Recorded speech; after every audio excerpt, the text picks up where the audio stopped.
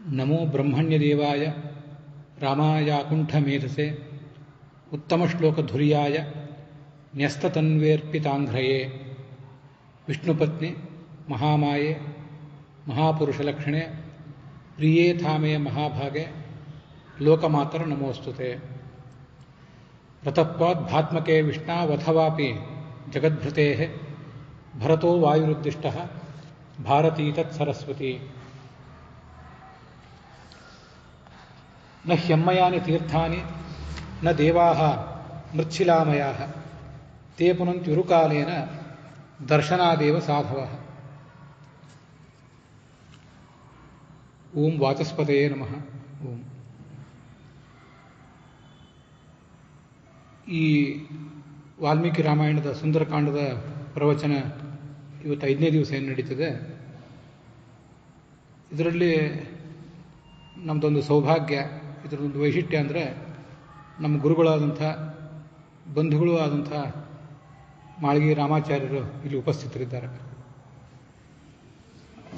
ನಾನು ಈ ಜಗತ್ತಿನಲ್ಲಿ ಹುಟ್ಟುವುದಕ್ಕಿಂತ ಮುಂಚೆನೇ ಅವರು ವಿದ್ವಾಂಸರಾಗಿ ಸ್ವಾಮಿಗಳ ನಮ್ಮ ಗುರುಗಳ ಮೂಲಕ ಹುಟ್ಟು ಪಡೆದವರು. ಅವರು ವಿದ್ವಾಂಸರಾದ ಮೇಲೆ ಒಂದು ಕಡೆ ಪದದಲ್ಲಿ ಪ್ರತಿಷ್ಠಿತರಾದ ಮೇಲೆ ನಾವು ಈ ಜಗತ್ತಿನಲ್ಲಿ ಕಣ್ಣು ತೆರೆದವರು. ಅದಾದಮೇಲೆ ಮತ್ತೆ 10-20 ವರ್ಷ ಆದಮೇಲೆ ವಿದ್ವಾಂಸರು ಅಂತ ಅನಿಸ್ಕೊಂಡವರು. ಹಾಗೆ ನಮಗವ್ರ ಗುರುಗಳು. ನಮ್ಮ ಸ್ವಾಮಿಗಳು ಹೇಗೆ ನಮ್ಮಿಂದ ಪ್ರವಚನ ಮಾಡಿಸಿ ಸಂತೋಷ ಪಡ್ತಿದ್ರು, ಹಾಗೆ ಹಿರಿಯ ವಿದ್ವಾಂಸರು ಅನೇಕ ಬಾರಿ ಶೇಷಗಿರಿ ಆಚಾರ್ಯರು, ಕೇಶವ ಬೈರಿ ಆಚಾರ್ಯರು, ಹಾಗೆ ಈಗ ರಾಮಾಚಾರ್ಯರು, ಇಂಥವರು ಅವರಿಬ್ಬರು ಹಿಂದೆ ಉಪನ್ಯಾಸ ಮಾಡಿಸಿದವರು. ಇವತ್ತು ರಾಮಾಚಾರ್ಯರು ನಮ್ಮ ಜೊತೆಗಿದ್ದಾರೆ. ಇವತ್ತು ನಾನೇನು ಮಂಗಲಾಚರಣೆ ಮಾಡಿದೆ, ತಾವೆಲ್ಲ ಕಳೆದ ದಿವಸದಿಂದ ಕೆಲವು ದಿವಸದಿಂದ ನೋಡ್ತಿದ್ದೀರಿ. ಪ್ರತಿನಿತ್ಯವೂ ಕೂಡ ಬೇರೆ ಬೇರೆ ಮಂಗಲಾಚರಣೆಗಳನ್ನೇ ಮಾಡ್ತಿದ್ದೇನೆ. ಒಂದು ಬಾರಿ ರಾಮಾಯಣದಲ್ಲಿ ಬಂದದ್ದು, ಒಂದು ಬಾರಿ ವೇದದಲ್ಲಿ ಬಂದದ್ದು, ಗೀತಾ ಪ್ರಸ್ಥಾನದಲ್ಲಿ ಆಚಾರ್ಯರು ಉದ್ಧರಿಸಿದ ಕೆಲವು ಶ್ಲೋಕಗಳು, ಹಾಗೆ ಭಾಗವತ ತಾತ್ಪರ್ಯದಲ್ಲಿ ಉದ್ಧರಿಸಿದ ಕೆಲವು ಶ್ಲೋಕಗಳು, ಅದನ್ನು ಹೇಳಿದೆ. ನಮೋ ಬ್ರಹ್ಮಣ್ಯ ದೇವಾಯ ರಾಮಾಯ ಅಕುಂಠ ಮೇಧಸೆ, ಇದು ಭಾಗವತದಲ್ಲಿ ಬಂದಿರುವಂಥ ಒಂದು ಶ್ಲೋಕ, ರಾಮನ ಕುರಿತಾದ ಶ್ಲೋಕ. ಅದು ಬ್ರಹ್ಮಣ್ಯ ದೇವ, ಯಾರು ಬ್ರಹ್ಮಣ್ಯರಿದ್ದಾರೆ, ಶಾಸ್ತ್ರಾಧ್ಯಯನ ಸಂಪನ್ನರು, ಜ್ಞಾನಿಗಳು ಇದ್ದಾರೆ, ಅವರನ್ನು ಗೌರವಿಸುವವನು ಅಂತ ಒಂದರ್ಥ. ಜ್ಞಾನೀತು ಆತ್ಮೈವ ಮೇ ಮತಂ ಅಂತ ಭಗವಂತ ಹೇಳ್ಕೊಂಡಿದ್ದಾನೆ. ಹಾಗೆ ಜ್ಞಾನಿಗಳಾದವರನ್ನು, ಸಾಧಕರಾದವರನ್ನು ತುಂಬ ಪ್ರೀತಿಯಿಂದ ಗೌರವಿಸುವವನು ಒಂದರ್ಥ. ಅವರ ಪಾಲಿಗೆ ಹೆದ್ದೈವ ಅಂತ ಮತ್ತೊಂದರ್ಥ. ಜ್ಞಾನಿಗಳ ಪಾಲಿಗೆ ಅವನೇ ಹೆದ್ದೈವ. ಇದು ಬ್ರಹ್ಮಣ್ಯ ದೇವ. ಬ್ರಹ್ಮಣ್ಯ ದೇವಾಯ ರಾಮಾಯ ಅಕುಂಠ ಮೇಧಸೆ, ಸರ್ವಜ್ಞ ಅಂತ ಅರ್ಥ. ಅವನ ಬುದ್ಧಿಗೆ ಎಲ್ಲಿಯೂ ಅಡೆತಡೆ ಅನ್ನುವುದೇ ಇಲ್ಲ. ಉತ್ತಮ ಶ್ಲೋಕ ಧುರ್ಯಾಯ, ಉತ್ತಮ ಶ್ಲೋಕರು ಈ ಜಗತ್ತಿನಲ್ಲಿ ಅನೇಕ ಜನ ಇದ್ದಾರೆ. ಉತ್ತಮ ಶ್ಲೋಕರು ಅಂದರೆ ಅನೇಕ ಉತ್ತಮ ಕಾರ್ಯಗಳನ್ನು ಮಾಡಿ ಆ ಮೂಲಕ ನಮ್ಮ ಪ್ರಶಂಸೆಗೆ ಯೋಗ್ಯರಾದಂಥ ಅನೇಕ ಜನ ಇದ್ದಾರೆ. ಅದರಲ್ಲಿ ಇವನು ಧುರ್ಯ. ಹೀಗೆ ಉತ್ತಮ ಶ್ಲೋಕ ಧುರ್ಯ ಅವನು.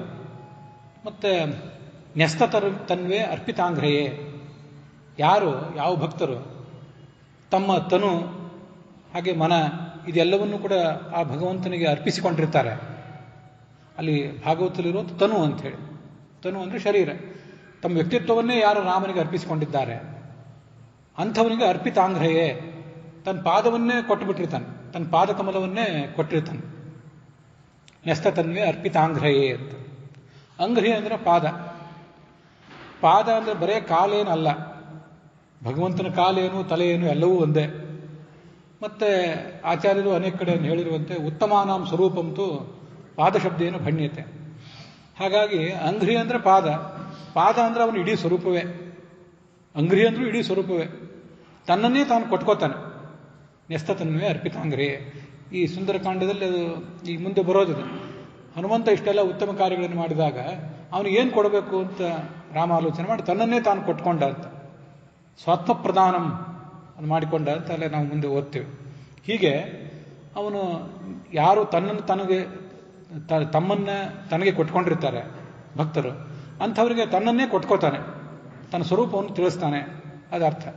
ಹೀಗೆ ಬ್ರಹ್ಮಣ್ಯಾಹ ದೇವಾಹ ಯಶ ಸಹ ಬ್ರಹ್ಮಣ್ಯ ದೇವ. ಯಾರು ಆ ಬ್ರಾಹ್ಮಣರಲ್ಲಿ ಜ್ಞಾನಿಗಳನ್ನು ಗೌರವಿಸ್ತಾನೋ ದೇವರೆಂಬಂತೆ ಭೂಸುರರು, ಅದಕ್ಕಿಂತ ಹೇಳ್ತಾರೆ ಜ್ಞಾನಿಗಳನ್ನು ಭೂಸುರರು, ಈ ಭೂಮಿಯ ಪಾಲಿನ ದೇವತೆಗಳು ಅವರೇ ಅಂತ ವರ್ಣನೆ ಮಾಡ್ತಾರೆ. ಹೀಗೆ ಬ್ರಹ್ಮಣ್ಯಾ ದೇವಾ ಯಶಸಃ ಅಥವಾ ಬ್ರಹ್ಮಣ್ಯಾನಾಂ ದೇವ, ಎರಡೂ ದೃಷ್ಟಿಯಿಂದ ಆತ ಬ್ರಹ್ಮಣ್ಯ ದೇವ. ಇದು ಭಾಗವತದ ಶ್ಲೋಕ.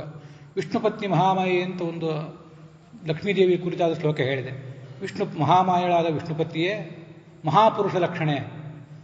ಅವಳ ಸ್ವರೂಪ ಎಂಥದ್ದು, ಅವಳ ಲಕ್ಷಣ ಎಂಥದ್ದು ಅಂದರೆ ಮಹಾಪುರುಷರಿಗಿರಬೇಕಾದ ಲಕ್ಷಣಗಳಂತು. ಮಹಾಪುರುಷ ಅಂದರೆ ಪುರುಷ ಅಂದರೆ ಗಂಡಸು ಅಂತ ಈಗ ಅರ್ಥ ಬರಬಹುದು. ಹಾಗೇನು ಮಹಾಪುರುಷ ಅಂದರೆ ಗಂಡಸು ಅಂತ ಏನು ಅರ್ಥ ಅಲ್ಲ. ದೊಡ್ಡವರ ಲಕ್ಷಣಗಳೆಲ್ಲ ಮಹಾಪುರುಷನಾದ ವಿಷ್ಣುವಿಗೆ ಪತ್ನಿ ಆಗ್ಲಿಕ್ಕೆ ಬೇಕಾದ ಎಲ್ಲ ಲಕ್ಷಣಗಳು ಅವಳಲ್ಲಿವೆ. ಮತ್ತು ಅವಳು ಕೂಡ ಸ್ವಯಂ ಪುರುಷಳೇ. ಯಾಕೆ ಅಂದರೆ ಛಾಂದೋಗ್ಯ ಉಪನಿಷತ್ನಲ್ಲಿ ಅವಳು ತನ್ನನ್ನು ತಾನು ಪುರುಷ ಅಂತಲೇ ಕರ್ಕೊಂಡಿದ್ದಾಳೆ. ಪರಮಾತ್ಮನಿಗೆ 4 ತೋಳುಗಳಿವೆ. ಪೂರ್ವ ದಿಕ್ಕಿನಲ್ಲೊಂದು, ದಕ್ಷಿಣದಲ್ಲೊಂದು, ಪಶ್ಚಿಮದಲ್ಲೊಂದು, ಉತ್ತರದಲ್ಲೊಂದು. ಆ ತೋಳುಗಳ ಮಗನೇ ಈ ವಾಯುದೇವ. ತಾಸಾಂ ಪುತ್ರ ವಾಯು ಯಯೇನಂ ದಿಶಾಂ ಪುತ್ರಂ ವೇದ ನ ಸ ಪುತ್ರರೋಧಂ ರೋದಿತಿ ಸೋಹಮೇನಂ ದಿಶಾಂ ಪುತ್ರಂ ವೇದ ಅಂತ ಅವಳೇ ತನ್ನನ್ನು ತಾನು ಕುರಿತು ಸಹ ಅಹಂ ಅಂತ ಅವಳು ಪುಲ್ಲಿಂಗದಲ್ಲಿ ಹೇಳ್ಕೊಂಡಿದ್ದಾಳೆ. ಯಾಕೆ ಅಂದರೆ ಪುರುಷರಷ್ಟೇ ಶಕ್ತಿ ಅವಳಿಗೊಂದು ವೇಳೆ ಇದ್ದರೆ ಅವಳನ್ನು ಪುಲ್ಲಿಂಗದಲ್ಲೇ ಕರೆಯಬಹುದು ಅಂತ ಆಚಾರ್ಯರು ಭಾಷ್ಯದಲ್ಲಿ ಹೇಳ್ತಾರೆ. ಪುಮ್ಮೋತ್ ಶಕ್ತಿಮತಿ ಚೇತ್ ಪುಂಶಬ್ದೇನೇವ ಭನ್ಯತೆ ಅಂತ. ಆದ್ದರಿಂದ ಅವಳು ಮಹಾಪುರುಷ, ಅವಳೇ ಮಹಾಪುರುಷಳು. ಮಹಾಪುರುಷ ವಿಷ್ಣುವಾಗಿದ್ದಾನೆ, ಅವನಿಗೆ ಅವನಿಗೆ ಪತ್ನಿ ಆಗ್ಲಿಕ್ಕೆ ಬೇಕಾದ ಲಕ್ಷಣಗಳಿರುವುದು ಒಂದು. ಸ್ವಯಂ ತಾನೂ ಮಹಾಪುರುಷಳೇ, ಅದಕ್ಕೆ ಬೇಕಾದ ಲಕ್ಷಣಗಳೆಲ್ಲ ಆಕೆಯಲ್ಲಿದ್ದೇವೆ. ಪ್ರಿಯೇ ಥಾಮೆ ಮಹಾಭಾಗ್ಯ, ಅವಳಿಗಿಂತ ದೊಡ್ಡ ಭಾಗ್ಯ ಇನ್ಯಾರ್ದೂ ಇಲ್ಲ. ಮಹಾ ಸೌಭಾಗ್ಯವತಿ ಆದವಳು, ನಮಗೆ ಎಲ್ಲ ಭಾಗವನ್ನು ಕೊಡುವಂಥವಳು. ಮಹಂತಹ ಭಾಗಾಹ ಯಸ್ಯಾಸ, ಹೀಗೆ ನಮಗೆ ಕೊಡುವಂಥವಳು. ಲೋಕಮಾತರ ನಮೋಸ್ತುತೆ, ಜಗತ್ತಿನ ತಾಯಿಯಾದ ಲಕ್ಷ್ಮೀದೇವಿ ನಿನಗೆ ನಮಸ್ಕಾರ ಅಂತ. ಭಾಗವತದಲ್ಲಿ ಮುಖ್ಯ ಪ್ರಾಣನ ಕುರಿತಾಗಿ ಅನುಷ್ಠುಪ್ ಛಂದಸ್ಸಿನ ಶ್ಲೋಕ ನನಗೆ ಕಂಡು ಬಂದಿಲ್ಲ. ದೇಹೇಂದ್ರಿಯ ಪ್ರಾಣ ಮನೋಭಿಮಾನಿ ಅಂತ ದೊಡ್ಡದೊಂದು ಶ್ಲೋಕ ಇದೆ, ಅದನ್ನು ನಾಳೆ ದಿವಸ ಹೇಳ್ತೇನೆ. ಹಾಗಾಗಿ ಅನುಷ್ಠುಪ್ ಛಂದಸ್ಸಿನ ಶ್ಲೋಕ ಎಲ್ಲಿ ಹೇಳಬೇಕಂದ್ರೆ ಭಾಗವತ ತಾತ್ಪರ್ಯದಲ್ಲಿ ಬಂದಿದೆ. ಆದ್ದರಿಂದ ರಥತ್ವಾದ್ ಭಾತ್ಮಕೆ ವಿಷ್ಣಾವ್ ಅಥವಾಪಿ ಜಗದ್ಭೃತೆ ಅಂತ ಶ್ಲೋಕ ಆಯ್ಕೊಂಡೆ. ಭರತ ಅಂತ ಮುಖ್ಯ ಪ್ರಾಣನನ್ನು ಹೇಳ್ತಾರೆ, ಭಾರತೀಯನ್ ಸರಸ್ವತಿಯನ್ನು ಹೇಳ್ತಾರೆ, ಭಾರತೀಯನ್ನು ಹೇಳ್ತಾರೆ. ಯಾಕೆ ಹೇಳ್ತಾರೆ ಅಂದರೆ ಅಂದರೆ ಜ್ಞಾನಾತ್ಮಕನಾದ ಭಗವಂತ, ಅವನಲ್ಲಿ ಇವನು ರಥ ಅಂದರೆ ಆಸಕ್ತ, ಈ ಮುಖ್ಯ ಪ್ರಾಣ. ಆದ್ದರಿಂದ ರಥತ್ವಾದ್ ಭಾತ್ಮಕೆ ವಿಷ್ಣು, ಆದ್ದರಿಂದ ಇವನು ಭೇ ರಥಃ ಭರತಃ. ಇನ್ನೊಂದು ಅಥವಾಪಿ ಜಗದ್ಭೃತೇ, ಜಗತ್ತನ್ನು ಧರಿಸಿರುವ ಶಕ್ತಿ, ಕೂರ್ಮ ರೂಪದಿಂದ, ವಾಯುಕೂರ್ಮ ರೂಪದಿಂದ ಇಡೀ ಜಗತ್ತನ್ನು ಹೊತ್ತಿದ್ದಾನೆ. ಮೊನ್ನೆ ನೋಡಿದ್ದೇವೆ, ಪ್ರಾಣ ಓಜಸ್ ಸಹಸ್ ಬಲ ವಿಧೃತಿ ಅಂತ ಆತನಿಗೆ 5 ರೂಪಗಳಿವೆ, 5 ನಾಮಗಳಿವೆ. ಹೀಗೆ ಜಗತ್ತನ್ನೆಲ್ಲ ಧರಿಸಿರುವುದರಿಂದ ಆತ ಆ ಕಾರಣದಿಂದಲೂ ಭರತ. ಸರ್ವಜ್ಞನಾದ ಜ್ಞಾನರೂಪನಾದ ಜ್ಞಾನಾನಂದ ರೂಪನಾದ ಭಗವಂತನ ಭಕ್ತ ಆದ್ರಿಂದಲೂ ಭರತ. ಭರತೋ ವಾಯುರುದ್ದಿಷ್ಟ ಭಾರತೀ ತತ್ ಸರಸ್ವತಿ, ಅವನ ಸರಸ್ವತಿ ಇದ್ದಾಳಲ್ಲ. ಮುಖ್ಯ ಪ್ರಾಣನ ಸರಸ್ವತಿ ಯಾರು ಅಂದರೆ ಭಾರತೀಯ. ಸರಸ್ವತಿ ಅಂದರೆ ಚತುರ್ಮುಖ ಬ್ರಹ್ಮನ ಪತ್ನಿ ಅಂತಲೇ ಏನು ಅರ್ಥ ಅಲ್ಲ. ಸರಸ್ವತಿ ಅಂದರೆ ಕೋಶಗಳ ಪ್ರಕಾರವೇ ಕನ್ಯೆ ಪತ್ನಿ ಅಂತಲೂ ಅರ್ಥ ಇದೆ. ಭಾರತಿ ಪವಮಾನಸ್ಯ ಸರಸ್ವತೀಳಾ ಮಹಿ ಪವಮಾನ. ಭಾರತಿ ಪವಮಾನನ ಸರಸ್ವತಿಯವಳು ಅಂತ ಅಲ್ಲಿ ವರ್ಣನೆ ಮಾಡಿದ್ದಾರೆ. ಅದಕ್ಕಾಗಿ ಅದನ್ನು ತಗೊಂಡಿದ್ದೆ. ಕೊನೆಗೊಂದು ಶ್ಲೋಕ ಹೇಳಿದೆ, ನ ಹ್ಯಮ್ಮಯಾನಿ ತೀರ್ಥಾನಿ ನ ದೇವಾ ಮೃಚ್ಛಿಲಾಮಯಾ ತೇ ಪುನಃ ತಿರುಕಾಲಿನ ದರ್ಶನಾದೇವ ಸಾಧವ ಅಂತ ಹೇಳಿ ಪ್ರವಚನ ಮಾಡುವಾಗ ಅನೇಕ ಬಾರಿ ಜಯತೀರ್ಥರು, ವಾಜರಾಜರು, ಸತ್ಯಧ್ಯಾನ ತೀರ್ಥರು, ಸತ್ಯ ಧರ್ಮತೀರ್ಥರು ಮತ್ತು ಸತ್ಯಧ್ಯಾನ ತೀರ್ಥರು ಎಲ್ಲರನ್ನೂ ನಾವು ಶ್ಲೋಕಗಳ ಮೂಲಕ ಸ್ತುತಿಸಿದ್ದೇವೆ. ಮಂಗಳದಲ್ಲೇ ಬಹಳ ಹೊತ್ತು ಕಳೆದು ಹೋಗಬಾರ್ದು, ವಿಷಯ ಹೆಚ್ಚು ಕವರ್ ಆಗಬೇಕು ಅನ್ನೋ ದೃಷ್ಟಿಯಿಂದ ಮಂಗಲ ನಾನು ಯಾವತ್ತೂ ಸೀಮಿತ ಮಾಡ್ಕೊಂಡಿರ್ತೇನೆ. ಸಾಮಾನ್ಯವಾಗಿ ಒಂದು ಸರಿ ಮಾತ್ರ ಮಂಗಲ ಹೇಳ್ತೇನೆ. ಆದರೆ ಭಾಗವತದಲ್ಲಿ ಬಂದಿರುವ ಒಂದು ಮಂಗಳ, ಇದೊಂದು ಸಜ್ಜನರ ಕುರಿತಾಗಿ, ಜ್ಞಾನಿಗಳ ಗುರುಗಳ ಕುರಿತಾಗಿ ಇದೊಂದು ಶ್ಲೋಕ. ನ ಹ್ಯಮ್ಮಯಾನಿ ತೀರ್ಥಾನಿ ನ ದೇವಾ ಮೃಚ್ಛಿಲಾಮಯ. ತೀರ್ಥಕ್ಷೇತ್ರಗಳಿಗೆ ಎಲ್ಲೆಲ್ಲೋ ಹೋಗ್ತೀರಿ, ಗಂಗಾ, ಸರಸ್ವತಿ, ಕಾವೇರಿ, ಕೃಷ್ಣ ಮೊದಲಾದ ನದಿಗಳಿದ್ದೇವೆ. ಅವೇನಷ್ಟು ಬಹಳ ಮಹತ್ವದ್ದೇನಲ್ಲ. ನದೇವ ಮೃಚ್ಛಿಲಾಮಯ. ವಿಗ್ರಹ ಬೇಕು ಅಂತ ತಿರುಪತಿ, ಉಡುಪಿ, ಬದರಿ ಕ್ಷೇತ್ರಗಳನ್ನೆಲ್ಲ ಸಂಚಾರ ಮಾಡಿಯೇ ಮಾಡ್ತೇವೆ. ತೇಪನು ತಿರುಕಾಲೇನ ದರ್ಶನಾದೇವ ಸಾಧವ. ಈ ತೀರ್ಥಗಳು ಮತ್ತು ತೀರ್ಥದಲ್ಲಿ ಪ್ರತಿಷ್ಠಿತವಾದ ದೇವತಾ ವಿಗ್ರಹಗಳೇನಿವೆ, ಅವುಗಳಲ್ಲಿ ಇಲ್ಲದೇ ಇರುವ ಒಂದು ವೈಶಿಷ್ಟ್ಯ, ಈ ಸಾಧುಗಳಲ್ಲಿ ಸಜ್ಜನರಲ್ಲಿ ಇರ್ತದೆ, ಗುರುಗಳಲ್ಲಿ ಇರ್ತದಂತೆ. ಆ ಒಂದು ಶ್ಲೋಕದ ಮೂಲಕ ಇದು ಕೃಷ್ಣ ಅಕ್ರೂರನ ಕುರಿತು ಹೇಳಿದ ಶ್ಲೋಕ, ಕೃಷ್ಣ ಅಕ್ರೂರನ ಕುರಿತು ಹೇಳಿದ ಶ್ಲೋಕ ಅದು. ಆ ಒಂದು ಶ್ಲೋಕದ ಮೂಲಕ ಎಲ್ಲ ನಮ್ಮ ಪರಂಪರೆ ಎಲ್ಲ ಜ್ಞಾನಿಗಳನ್ನು, ಸಾಕ್ಷಾತ್ತಾಗಿ ಉಪಸ್ಥಿತರಿರುವಂಥ ನಮ್ಮ ಗುರುಗಳನ್ನು ಕೂಡ ಹೇಳ್ದಂಗಾಯ್ತು. ಸಾಮೂಹಿಕವಾಗಿ ಹೇಳಿಬಿಟ್ರೆ ಅದು ಮಹತ್ವ ಹೆಚ್ಚಿರ್ತದೆ ಅಂತ ಆ ಶ್ಲೋಕ ಹೇಳಿದೆ. ದೊಡ್ಡವರನ್ನು ಸ್ತೋತ್ರ ಮಾಡುವಾಗಲೂ ಕೂಡ ಸಣ್ಣ ಸಣ್ಣ ಶ್ಲೋಕಗಳನ್ನು ಸ್ತೋತ್ರ ಮಾಡಬೇಡಿ, ದೊಡ್ಡ ಶ್ಲೋಕಗಳಿಂದಲೇ ಸ್ತೋತ್ರ ಮಾಡೋಣ. ಅದಕ್ಕಾಗಿ ಅಂತ ಹೇಳಿದೆ. ದರ್ಶನಾದೇವ ಸಾಧವ, ಅವರನ್ನು ನೋಡಿದ ಕೂಡಲೇ, ಅವರನ್ನು ನಾವು ನೋಡಿದ ಕೂಡಲೇ, ಅವರು ನಮ್ಮನ್ನು ನೋಡಿದ ಕೂಡಲೇ, ಅವರು ತೇಪುನಂತೆ ಉರುಕಾಲೇನ, ಈ ಹಿಂದಿನವರಿದ್ದಾರಲ್ಲ, ಈ ಅಮ್ಮಯಾನಿ ತೀರ್ಥಾನಿ, ಗಂಗಾ ನದಿ ಕ್ಷೇತ್ರಗಳು, ತೀರ್ಥದಲ್ಲಿ ಪ್ರತಿಷ್ಠಿತವಾದ ವಿಗ್ರಹಗಳು, ಅವರು ನಿಮಗೇನಾದರೂ ನೀವು ಪಾವಿತ್ರ್ಯ ತಂದು ಕೊಡಬೇಕಾದ್ರೆ, ನಿಮ್ಮಲ್ಲಿ ಏನಾದರೂ ಪ್ರಭಾವ ಬರಬೇಕಾದ್ರೆ ಸ್ವಲ್ಪ ವಿಳಂಬ ಆಗ್ತದೆ. ಯಾಕೆಂದರೆ ಆ ಭಗವಂತನ ಸನ್ನಿಧಾನವೇ ಅಂಥದ್ದು, ಭಗವಂತ ಇರೋದೇ ಹಾಗೆ. ಭಗವಂತ ಮತ್ತು ಉತ್ತರ ದೇವತೆಗಳು ಪರೋಕ್ಷ ಪ್ರಿಯಾ ದೇವಾ ಉತ್ತಮಾಪಿ ದೇವೇಶಾ ಸ್ವಾನ್ ವಿದುಷಃ ಪ್ರಯಚ್ಛಂತಿ ಪರೋಕ್ಷತ್ವ ಪ್ರಿಯಾಯತಃ ಅಂತ ಭಾಗವತ ತಾತ್ಪರ್ಯ. ವಸ್ತುತಃ ಗುರುಗಳು ಇವ್ರಿಗಿಂತ ದೇವತೆಗಳು, ಭಗವಂತ ದೊಡ್ಡವನು. ಆದರೆ ಅವ್ರೇನು ಮಾಡ್ತಾರಂದ್ರೆ, ಮೊದಲು ಗುರುಗಳ ಹತ್ರ ಹೋಗ್ರಿ, ಅಲ್ಲಿ ನಿಮ್ದು ಏನಿದೆ ಅದನ್ನು ಸಮರ್ಪಣೆ ಮಾಡಿರಿ, ಅವರೊಳಗಿದ್ದು ನಾವು ಪೂಜಾ ಸಮರ್ಪಣೆ ಮಾಡ್ತೀವಿ. ತತ್ರ ಸ್ಥಿತ್ವ ಸ್ವಯಂ ಪೂಜಾಂ ಗೃಹಂತಿ ಅನುಪಮಾಂ ಅಂತ ಭಾಗವತ ತಾತ್ಪರ್ಯ ಅದು ವರ್ಣನೆ ಮಾಡ್ತದೆ. ಗುರುಗಳ ಹತ್ರ ಹೋಗ್ರಿ, ಅಲ್ಲಿ ಏನೇನಿದೆ ನಿಮ್ಮ ಸೇವಾ ಎಲ್ಲ ಮಾಡ್ರಿ, ಸೇವಾ ಎಲ್ಲ ಮಾಡಿದ್ದಾದ್ಮೇಲೆ ನಾವು ಒಲಿತೇವೆ. ಅವರು ಉತ್ತಮರು, ದೊಡ್ಡವರನ್ನು ಒಲಿಸ್ಕೊಳ್ಳೋದು ಬಹಳ ಕಷ್ಟ. ಆ ದೊಡ್ಡವರನ್ನು ಒಲಿಸಿಕೊಳ್ಳೋದು ಒಂದು ಸ್ವಲ್ಪ ಸುಲಭ. ಅದಕ್ಕಾಗಿ ಇವರೇನು ಮಾಡ್ತಾರೆ, ಈ ತೀರ್ಥಕ್ಷೇತ್ರಗಳು, ಗಂಗಾ ಮೊದಲಾದ ತೀರ್ಥಕ್ಷೇತ್ರಗಳು, ಸ್ವಯಂ ಭಗವಂತ, ಉಳಿದ ದೇವತೆಗಳು ಸ್ವಲ್ಪ ವಿಳಂಬ ಮಾಡ್ಯಾರ. ಎಲ್ಲ ಕಡೆ ಮಾಡೇ ಮಾಡ್ತಾರಂತಿಲ್ಲ, ಕೆಲವು ವಿಳಂಬ ಮಾಡ್ಯಾರ. ಆದರೆ ದರ್ಶನಾದೇವ ಸಾಧವ, ನಾವು ಅವರನ್ನು ನೋಡಿದ ಕೂಡಲೇ, ಅವ್ರು ನಮ್ಮನ್ನು ನೋಡಿದ ಕೂಡಲೇ ನಮ್ಮನ್ನು ಅನುಗ್ರಹಿಸ್ತಾರೆ. ಅದು ನಮಗೆ ಅನುಭವಿಸಿದ್ದ. ಇನ್ನೊಂದು ಅಲ್ಲಿ ದರ್ಶನ ಅಂತಿದೆಯಲ್ಲ, ನಾವು ಅವ್ರನ್ನ ನೋಡೋದು, ಅವ್ರು ನಮ್ಮನ್ನು ನೋಡೋದು ಒಂದಾಯ್ತು. ದರ್ಶನ ಅಂದರೆ ದಾರ್ಶನಿಕ ದೃಷ್ಟಿಕೋನ ಅಂತ ಅರ್ಥ. ಫಿಲಸಾಫಿಕಲ್ ಔಟ್ಲುಕ್ಕೇ ದರ್ಶನ. ಬರೇ ಕಣ್ಣೋಟ, ನಾವು ಅವ್ರು ನೋಡೋದು, ಅವ್ರು ನಮ್ಮನ್ನು ನೋಡೋದಲ್ಲ. ಸ್ವಾಮಿಗಳು ನಮ್ಮ ಮನೆಗೆ ಬಂದಿದ್ರು, ಪಾದಪೂಜೆ ಮಾಡಿಸ್ಕೊಂಡು ಹೋದ್ರು, ಭಿಕ್ಷೆ ಮಾಡಿದ್ರು, ಅದೇನು ದೊಡ್ಡ ಸಂಗತಿ ಅಲ್ಲ. ನೀವು ಕರೆದು ಬರ್ತಾರೆ. ಅವ್ರು ಕೊಟ್ಟ ದೃಷ್ಟಿಕೋನವನ್ನು ನಾವೆಷ್ಟು ಅಳವಡಿಸ್ಕೊಂಡಿದ್ದೀವಿ, ಅದು ದರ್ಶನ. ಆ ದರ್ಶನವನ್ನು ಕೊಟ್ಟು ನಮ್ಮನ್ನು ಕೂಡಲೇ ಪುನೀತರನ್ನಾಗಿ ಮಾಡ್ತಾರೆ. ತಾತ್ವಿಕ ದೃಷ್ಟಿಕೋನ, ಶ್ರವಣ ಮನನ ಧ್ಯಾನ ಮಾಡಿಸ್ತಾರೆ. ಅದಕ್ಕಾಗಿ ನಾವು ಆ ದರ್ಶನಕ್ಕೋಸ್ಕರ, ಆ ದೊಡ್ಡವರ ದರ್ಶನದಿಂದ ಪ್ರಾಪ್ತವಾದ ಒಂದು ತಾತ್ವಿಕ ದೃಷ್ಟಿಕೋನ ಏನಿದೆಯಲ್ಲ, ಅದಕ್ಕಾಗಿ ಅವರನ್ನು ಆರಾಧನೆ ಮಾಡಬೇಕು. ಇವೆಲ್ಲವೂ ಭಾಗವತದಲ್ಲಿ ಬಂದಂಥ ಶ್ಲೋಕಗಳನ್ನು ಹೇಳಿದೆ. 53ನೇ ಸರ್ಗ ನಾವಿವತ್ತು ನೋಡಬೇಕಾದ್ದು. ಕಪಿ ಇವನು ಎಲ್ಲ ಹಾವಳಿ ಮಾಡಿದ. ಆಗ ಈ ರಾವಣ ಅವನು ಕೊಂದು ಹಾಕಿಬಿಡ್ರಿ ಅಂತ ಪ್ರಯತ್ನ ಪಟ್ಟ. ವಿಭೀಷಣ ಅವನು ಕೊಲ್ಲೋದು ಥರ ಅಲ್ಲ ಅಂತ ಅದನ್ನು ನಿಲ್ಲಿಸಿದ. ಏನಾದರೂ ಅಂಗಚ್ಛೇದ ಮಾಡಿರಿ ಬೇಕಾದರೆ, ಅಥವಾ ಅವನಿಗೇನಾದರೂ ತಲೆ ಬೋಳಿಸ್ರಿ, ಅಥವಾ ಏನಾದರೂ ಮಾದಕ ಪದಾರ್ಥ ತಿನ್ನಿಸಿ, ಮೌಂಡ್ಯ ಅಥವಾ ಮೌಢ್ಯ ಅಂತ ಶಬ್ದ ಇದೆ, ತಲೆ ಆದರೂ ಬೋಳಿಸ್ರಿ, ವಿರೂಪ ಆಗಿ ಹೋಗಲಿ. ಅಥವಾ ಏನಾದರೂ ಮಾದಕ ಪದಾರ್ಥ ತಿನ್ನಿಸಿ, ದತ್ತೂರಿ ಬೀಜದಂಥ ಬೀಜ ತಿನ್ನಿಸಿ ಅವನಿಗೆ ಬುದ್ಧಿಯೆಲ್ಲ ಭ್ರಮಣೆ ಆಗುವಂತೆ ಮಾಡಿಬಿಡ್ರಿ ಅಂತ ಹೇಳಿದ್ದ. ಹಾಗಾದ್ರೆ ಏನು ಮಾಡಬೇಕು? ತಸ್ಯ ತದ್ವಚನಂ ಶುತ್ವ ದಶಗ್ರೀವೋ ಮಹಾತ್ಮನಃ ದೇಶ ಕಾಲ ಹಿತಂ ವಾಕ್ಯಂ ಭ್ರಾತು ಉತ್ತರಂ ಅಬ್ರವೀತ್. ಉಚಿತವಾದ್ದನ್ನು ಹೇಳಿದ್ದೆ. ಅವ್ರು ಏನು ಮಾಡಬೇಕು? ದೂತನನ್ನು ಕೊಲ್ಲೋದು ಬೇಡ. ಏನು ಮಾಡೋಣ ಹಾಗಾದರೆ ಅಂದರೆ, ಇವನಿಗೊಂದು ಬೇರೆ ಶಿಕ್ಷೆ ಕೊಡೋಣ. ಈ ಕಪಿಗಳಿಗೆ ಬಾಲ ಅಂದರೆ ಬಹಳ ಪ್ರಿಯ.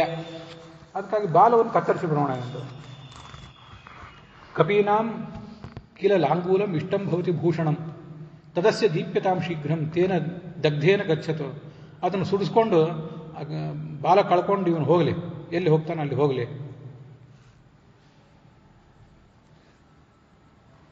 ಅಂತ ರಾವಣ ಅವರಿಗೆ ಆಜ್ಞಾಪಿಸಿದ. ಕಪಿಗಳ ಜೊತೆಗೆ ಉಳಿದೆಲ್ಲ ದೈತ್ಯರಿಗೆ ಅದನ್ನು ಹೇಳಿದ. ಮತ್ತೆ ಈ ವಾನರ ತನ್ನ ಬಾಲ ಕಳ್ಕೊಂಡು ಒದ್ದಾಡಿಕೊಂಡಿರೋದನ್ನು ನಮ್ಮೆಲ್ಲರೂ ಬಂಧುಗಳು ಮಿತ್ರರು ಅವರೆಲ್ಲ ನೋಡಲಿ, ಎಲ್ಲ ಕಡೆ ಇಡೀ ನಗರಕ್ಕೆಲ್ಲ ಸಂಚಾರ ಮಾಡಿಸಲಿ. ಆ ರಾಕ್ಷಸರು ಮೊದಲೇ ಕೋಪಿಷ್ಠರು, ಅವರೆಲ್ಲ ಈ ಬಾಲವನ್ನು ಬಟ್ಟೆಗಳಿಂದ ಸುತ್ತಿದ್ರು.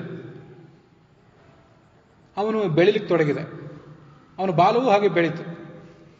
ಅದಾದಮೇಲೆ ಅವರು ಆ ರಾವಣನ ಆಜ್ಞೆಯಂತೆ ಅದಕ್ಕೆ ಎಣ್ಣೆಯಲ್ಲಿ ನೆನೆಸಿ ಅದಕ್ಕೆ ಬೆಂಕಿ ಹಚ್ಚಿದ್ರು. ವಾಲ್ಮೀಕಿ ರಾಮಾಯಣದಲ್ಲಿ ಇರೋದಷ್ಟು. ನಮ್ಮ ಕೆಲವು ಸಂಗತಿಗಳು ನಡುವೆ ಅಲ್ಲಲ್ಲಿ ಕೇಳಿ ಬರ್ತಿರ್ತವೆ. ಎಲ್ಲ ಬಟ್ಟೆಗಳು ಸಾಲಿಲ್ಲ, ಲಂಕಾದಲ್ಲಿ ಎಲ್ಲ ಬಟ್ಟೆಗಳನ್ನೂ ತಂದರು, ಸೀತೆಯದು ಕೂಡ ಯಾವುದೋ ಒಂದು ಬಟ್ಟೆಯನ್ನು ಬಿಟ್ಟು ಉಳಿದೆಲ್ಲ ಬಟ್ಟೆ ತಂದರು ಅಂತ ಈಗೆಲ್ಲ ಕಥೆ ಕೇಳ್ತಿರ್ತೇವೆ. ಇನ್ನೂ ಅನೇಕ ಅಧ್ಯಾತ್ಮ ರಾಮಾಯಣ, ವಸಿಷ್ಠ ರಾಮಾಯಣ, ಆನಂದ ರಾಮಾಯಣ, ಇನ್ನೂ ಬೇರೆ ಬೇರೆ ರಾಮಾಯಣಗಳಿವೆ. ಅಲ್ಲಿ ಬೇರೆ ಕಡೆ ಬಂದಿವೆ. ಅವು ಬೇರೆ ಕಡೆ ಬಂದದ್ದು ಸರಿಯೋ ತಪ್ಪು ಅನ್ನೋದನ್ನು ನೋಡಲಿಕ್ಕೆ ಇದೇನು ವೇದಿಕೆ ಅಲ್ಲ. ವಾಲ್ಮೀಕಿ ರಾಮಾಯಣದಲ್ಲಿ ಏನು ಬಂದಿದೆ, ತಾತ್ಪರ್ಯ ನಿರ್ಣಯದಲ್ಲಿ ಏನು ಬಂದಿದೆ ಅಂತ ನೋಡಿದರೆ ಸಾಕು. ಮತ್ತೊಂದು ಕಡೆ ಎಲ್ಲೋ ಇದೆ, ಆ ಬೆಂಕಿ ಹಚ್ಚಿದ್ರಲ್ಲ, ಏನು ಮಾಡಿದ್ರು ಬೆಂಕಿ ಹತ್ಕೊಳ್ಳಿಲ್ವಂತ. ರಾವಣ, ನೀವು ಬೆಂಕಿ ಹಚ್ಚಿರಿ, ಒಂದು ಕಿಡಿ ಆದ್ಕೊಳ್ಳಿ, ನಾನೇ ಬಂದು ಊದುತ್ತೇನೆ, ಊದಿದಾಗ ಚೆನ್ನಾಗಿ ಬೆಂಕಿ ಹತ್ತದಂತ ರಾವಣನೇ ಬಂದಂತ. ಆ ರಾವಣ ಬಂದು ಜೋರಾಗಿ ಊದಿದ ಕೂಡಲೇ ಇದ್ದಕ್ಕಿದ್ದಂಗೆ ಬೆಂಕಿ ಹತ್ತಿ ಬಿಡ್ತಂತ. ರಾವಣನ ಗಡ್ಡ ಮೀಸೆಗೆಲ್ಲೇ ಬೆಂಕಿ ಹತ್ತಿ ಬಿಡ್ತು ಅಂತ ಒಂದು ರಾಮಾಯಣದಲ್ಲಿ ವರ್ಣನೆ ಇದೆ. ಇಲ್ಲಿ ಇರೋದು ಎಷ್ಟು, ಬಟ್ಟೆ ಸಾಲಿಲ್ಲ ಅಂತೇನಿಲ್ಲ, ಬಟ್ಟೆ ಸಾಲ್ತು, ಇದ್ದು ಬಟ್ಟೆಗಳನ್ನ ತಂದರು ಅಂತೂ ಅದಕ್ಕೆ ಬೆಂಕಿ ಹಚ್ಚಿದ್ರು. ಅದೊಂದು ಶುಷ್ಕ ಮಿಂಧನ ಮಾಸಾಧ್ಯ ವನೇಶ್ವವ ಹುತಾಶನಃ ಕಾರ್ಪಾಸೈಹಿ ಪಟೈಹಿ, ಹತ್ತಿ ಬಟ್ಟೆಗಳಿಂದ ಅವನು ಕಟ್ಟಿದರು. ಹಾಗೆ ಅವನನ್ನು ಎಲ್ಲ ಕಡೆ ಓಡಾಡಿಸಿದರು. ತೈಲೇನ ಪರಿಶಿಚ್ಛಾತ ತೇ ಅಗ್ನಿಂ ತತ್ರ ಉಪಪಾದಯನ್ ಲಾಂಗೂಲೇನ ಪ್ರದೀಪ್ತೇನ ರಾಕ್ಷಸಾಂಸ್ತಾನ್ ಅತಾಡಯತ್. ಅವನೇನು ಮಾಡಿದ, ತನ್ನ ಬಾಲನೇ ಆ ಕಡೆ ಈ ಕಡೆ ಝಾಡಿಸಿ ರಾಕ್ಷಸರನ್ನೆಲ್ಲ ಹೊಡೆದ. ಅವರು ಮತ್ತಷ್ಟು ಅವನಿಗೆ ಶಿಕ್ಷೆ ಕೊಡಬೇಕು ಅಂತ ಸುತ್ತಮುತ್ತಲು ಬಂದರು. ಆ ಹನುಮಂತ ಈಗ ಆಲೋಚನೆ ಮಾಡಿದಂತೆ, ಹೌದು ಇವರೆಲ್ಲ ಏನು ಮಾಡೋರಿದ್ದಾರೆ ನನಗೆ, ಚಿತ್ವಾಪಾಶಾನ್ ಸಮುತ್ಪತ್ಯ ಹನ್ಯಾಮಿಹ ಇಮಂ ಪುನಃ ಇದು ಭರ್ತೃಹಿತಾರ್ಥಾಯ. ನಾನು ನಮ್ಮ ಸ್ವಾಮಿ ರಾಮ ಅವನ ಹಿತಕ್ಕಾಗಿ ಇಲ್ಲೆಲ್ಲ ಸಂಚಾರ ಮಾಡ್ತಿದ್ದೇನೆ, ಅವರೇನು ತಮ್ಮ ಒಡೆಯ ರಾವಣ ಅವನ ಆದೇಶದಂತೆ ನನಗೆ ಹೀಗೆ ಮಾಡಿದರು, ನನಗೇನು ಪ್ರತೀಕಾರ ಮಾಡಲಿಕ್ಕೆ ಏನು ಆಗಲಿಕ್ಕೆ ಅವರೇನು ಸಮರ್ಥರಲ್ಲ. ಈ ಎಲ್ಲ ರಾಕ್ಷಸರನ್ನು ಸದೆ ಬಡಲಿಕ್ಕೆ ನಾನು ಒಬ್ಬನೇ ಸಾಕು. ಆದರೆ ರಾಮನ ಪ್ರೀತ್ಯರ್ಥವಾಗಿ ಬಂಧನ ಸಹಿಸಿಕೊಂಡಿದ್ದೀನಿ, ಎಲ್ಲ ಕಡೆ ನಾನು ಓಡಾಡಬೇಕಾಗಿದೆ. ಲಂಕಾನೇ ಮೊದಲನೇ ದೊಡ್ಡ ಊರದು, ಅಂಥದ್ರಲ್ಲಿ ಇವರೆಲ್ಲ ಇಡೀ ಲಂಕಾನಗರವನ್ನು ತಾವಾಗೇ ತೋರಿಸ್ತಾರೆ ಅಂತಿದ್ರೆ, ಅವರು ಗೈಡ್ ಆಗಿ ತೋರಿಸ್ತಾರೆ ಅಂತಿದ್ರೆ ಭಾಳ ಒಳ್ಳೆಯದೇ ಆಯಿತು. ನಾನು ಹಿಂದೆ ರಾತ್ರಿಯಲ್ಲಿ ಓಡಾಡಿದ್ದೆ, ಆವಾಗ ಕತ್ತಲಾದ್ರಿಂದ ಎಲ್ಲ ಕಡೆ ಓಡಾಡ್ಲಿಕ್ಕೆ ಸಾಧ್ಯ ಆಗಿರಲಿಲ್ಲ. ಸೀತೆಯಲ್ಲಿದ್ದಾಳೆ ಅಂತ ತಿಳ್ಕೊಳ್ಳುವ ತವಕ ಬೇರೆ ಆಗಿರಲಿಲ್ಲ. ಈಗ ಇವರು ತಿಳಿಸ್ತಿದ್ದಾರಲ್ಲ, ಲಂಕಾಪಟ್ಟಣ ನೋಡ್ತೇನೆ, ಬಾಲವನ್ನು ಹೊತ್ತಿಸೋದಿದ್ರೆ ಸ್ವಲ್ಪ ಪೀಡಿಸೋದಿದ್ರೆ ಪೀಡಿಸಲಿ, ನನಗೇನು ಅದರಿಂದ ಆಯಾಸ ಆಗೋದಿಲ್ಲ ಅಂತ ಏನೂ ಪ್ರತಿಕ್ರಿಯೆ ತೋರದೆ ಅವರು ಎಲ್ಲೆಲ್ಲಿ ಎಳ್ಕೊಂಡು ಹೊರಟಿದ್ದಾರೆ ಅಲ್ಲೆಲ್ಲ ಹೋದ.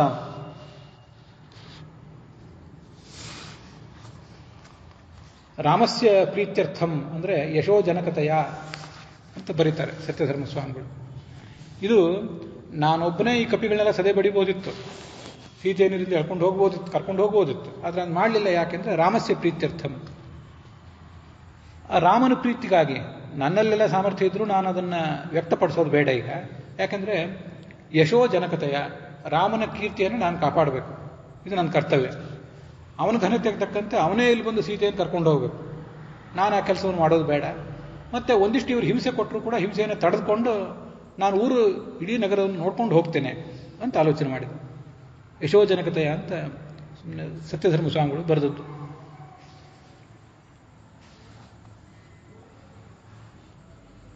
ಅವನ್ನೆಲ್ಲ ಕಡೆ ಹಿಡ್ಕೊಂಡು ಹೊರಟರು. ಜೋರಾಗಿ ಶಂಖ ಭೇರಿ ಇದನ್ನೆಲ್ಲ ನುಡಿಸ್ತಾ ಇದ್ರು, ಕೆಲವರು ಚಪ್ಪಾಳೆ ತಟ್ತಿದ್ರು, ತಾವೇ ಸಿಂಹನಾದ ಮಾಡ್ತಿದ್ರು. ಶ್ರಮವಿಲ್ಲದೆ ಇಡೀ ಲಂಕಾನಗರವನ್ನೆಲ್ಲ ನೋಡಿದ. ದೊಡ್ಡ ದೊಡ್ಡ ಉಪ್ಪರಿಗೆ ಮನೆಗಳು, ನಿಗೂಢವಾದ ಅನೇಕ ಪರಿಸರಗಳು, ಮತ್ತೆ ಚೌಕಗಳು, ಸರ್ಕಲ್ಗಳು ಇತ್ಯಾದಿಗಳಿದ್ದವು. ವಿಮಾನಾನಿ ವಿಚಿತ್ರಾಣಿ ಮಹಾಕಪಿ ಸಂವೃತಾನ್ ಭೂಮಿ ಭಾಗಾಂಶ ಸುವಿಭಕ್ತಾಂಶ ಚತ್ವರಾನ್. ಚತ್ವರ ಅಂದರೆ 4 ದಾರಿಗಳು ಸೇರುವಂಥ ಸರ್ಕಲ್ಗಳು ಎಲ್ಲವನ್ನೂ ನೋಡಿದ. ಘೋಷಯಂತಿ ಕಪಿಂ ಸರ್ವೇ ಚಾರೀಕೈತಿ ರಾಕ್ಷಸ. ನೋಡ್ರಿ, ನಮ್ಮ ಲಂಕಾನಗರಕ್ಕೆ ಬಂದಿದ್ದ ಗೂಢಚಾರ, ಅವನ ಸ್ಥಿತಿ ಏನಾಗಿದೆ ನೋಡ್ರಿ ಅಂತ ಎಲ್ಲ ಕಡೆ ಅವರು ಜಗತ್ತಿಗೆಲ್ಲ ತೋರಿಸಿದರು. ಚಾರೀಕ ಅಂತಿದೆ, ಕೆಲವು ಕಡೆ ಚಾರ ಅಂತನೂ ಪಾಠ ಇದೆ. ಚಾರೀಕ ಅನ್ನೋದು ಲೌಕಿಕ ಸಂಸ್ಕೃತದಲ್ಲಿ ಕಾಣೋದಿಲ್ಲ, ಅದು ಪ್ರಾಚೀನ ಸಂಸ್ಕೃತದಲ್ಲಿ ಕಾಣ್ತಿತ್ತು ಅಂತ ಬರೀತಾರೆ ಸತ್ಯಧರ್ಮ ಸ್ವಾಮಿಗಳು. ಅದೇ ಇರಲಿ, ಅಂತೂ ಅವರೆಲ್ಲ ಕಡೆ ಅವನ್ನ ಹಿಡ್ಕೊಂಡು ಹೊರಟರು. ಚಾರೀಕ, ಇಲ್ಲಿರೋದು ಶಬ್ದ ಚಾರೀಕ ಅಂತೇಳಿ, ಕೆಲವು ಕಡೆ ಚಾರಯೇವ ಚಾರೀಕ, ಅದನ್ನೇ ಆರ್ಷಃ ಸ್ವಾರ್ಥೇ ಈಕಃ. ಈಕ ಅಂತ ಏನು ಬಂದಿದೆ ಅದು ಚಾರ ಎಂಬ ಅರ್ಥದಲ್ಲೇ ಬಂದದ್ದು ಆರ್ಷ ಪ್ರಯೋಗ, ಪ್ರಾಚೀನ ಸಂಸ್ಕೃತದ ಪ್ರಯೋಗ ಅಂತ ಸತ್ಯಧರ್ಮ ಸ್ವಾಮಿಗಳು ಅದನ್ನು ವಿವರಿಸ್ತಾರೆ. ಆಯ್ತು, ಇವನನ್ನು ಸುತ್ತಮುತ್ತಲು ಎಲ್ಲ ಕಡೆ ಕರ್ಕೊಂಡು ಹೋದ್ರು ಅವರು. ಅವನನ್ನು ನೋಡಬೇಕು ಅಂತ ಎಲ್ಲ ಲಂಕಾನಗರದ ಸ್ತ್ರೀಯರು, ಬಾಲರು, ವೃದ್ಧರು ಅವರೆಲ್ಲ ಹೊರಗೆ ಬಂದರು. ಈಗ ಈ ಹನುಮಂತನ ಸ್ಥಿತಿ ಹೀಗಾಗಿತ್ತಲ್ಲ, ಅದು ಸೀತಾದೇವಿಯ ಕಾವಲುಗಾರರಾಗಿದ್ದ ರಾಕ್ಷಸಿಯರಿಗೂ ತಿಳಿತು. ಆವಾಗ ಅವರಂದರು, ಯಸ್ತ್ವಯ ಕೃತ ಸಂವಾದ ಸೀತೆ ತಾಮ್ರಮುಖ ಕಪಿಹಿ, ಒಂದು ಕೆಂಬಣ್ಣದ ಮುಖದ ಕಪಿಯೊಂದು ನಿನ್ನ ಜೊತೆ ಮಾತಾಡಿ ಹೋಯ್ತಲ್ಲ, ಅದಕ್ಕೆ ಬಾಲಕ್ಕೆ ಈಗ ಬೆಂಕಿ ಹಚ್ಚಿದ್ದಾರೆ, ಅದನ್ನೆಲ್ಲ ಕಡೆ ಓಡಾಡಿಸ್ತಾ ಇದ್ದಾರೆ ರಾಕ್ಷಸರು ಅಂತ ಅವರು ಸೀತೆಗೆ ಅದನ್ನು ವರದಿ ಒಪ್ಪಿಸಿದ್ರು, ಅವಳಿಗೊಂದು ದುಃಖ ಆಗಲಿ ಅಂತ. ಶುತ್ವಾ ತದ್ವಚನಂ ಕ್ರೂರಂ ಆತ್ಮಾಪಹರಣೋಪಮಂ, ಅವಳಿಗೆ ಸಂಕಟ ಆಯಿತು. ಅದು ಹನುಮಂತನ ಬಾಲಕ್ಕೆ ಬೆಂಕಿ ಹಚ್ಚಿದ್ದಾರೆ ಅಂದರೆ ಅವಳಿಗೆ ತನಗೇ ಘಾಸಿ ಆದಷ್ಟು ನೋವಾಯಿತು ಅವಳಿಗೆ. ಯಜ್ಞೇಶ್ವರನನ್ನು ಪ್ರಾರ್ಥನೆ ಮಾಡಿದಂತೆ, ಅಗ್ನಿಯನ್ನು ಮನಸ್ಸಿನಲ್ಲಿ. ಯಜ್ಜಸ್ತಿ ಪತಿ ಶುಶ್ರೂಷ ಯಜ್ಜಸ್ತಿ ಚರಿತಂ ವಪು ಇತಿ ಚ ಅಸ್ತ್ಯೇಕಪತ್ನಿತ್ವಂ ಶೀತೋಭವ ಹನುಮತಃ. ನಾನೇನಾದರೂ ಪತಿ ಶುಶ್ರೂಷೆ ಮಾಡಿದ್ದು ಹೌದಾದರೆ, ತಪಸ್ಸನ್ನು ಮಾಡಿದ್ದು ಹೌದಾದರೆ, ನನ್ನಲ್ಲಿ ಪಾತಿವೃತ್ಯ ಇರೋದು ಹೌದಾದರೆ, ನೀನು ಹನುಮಂತನ ವಿಷಯದಲ್ಲಿ ಶೀತನಾಗುವಂತ ಅವಳು ಅಗ್ನಿಯನ್ನು ಪ್ರಾರ್ಥನೆ ಮಾಡಿದ್ಳು.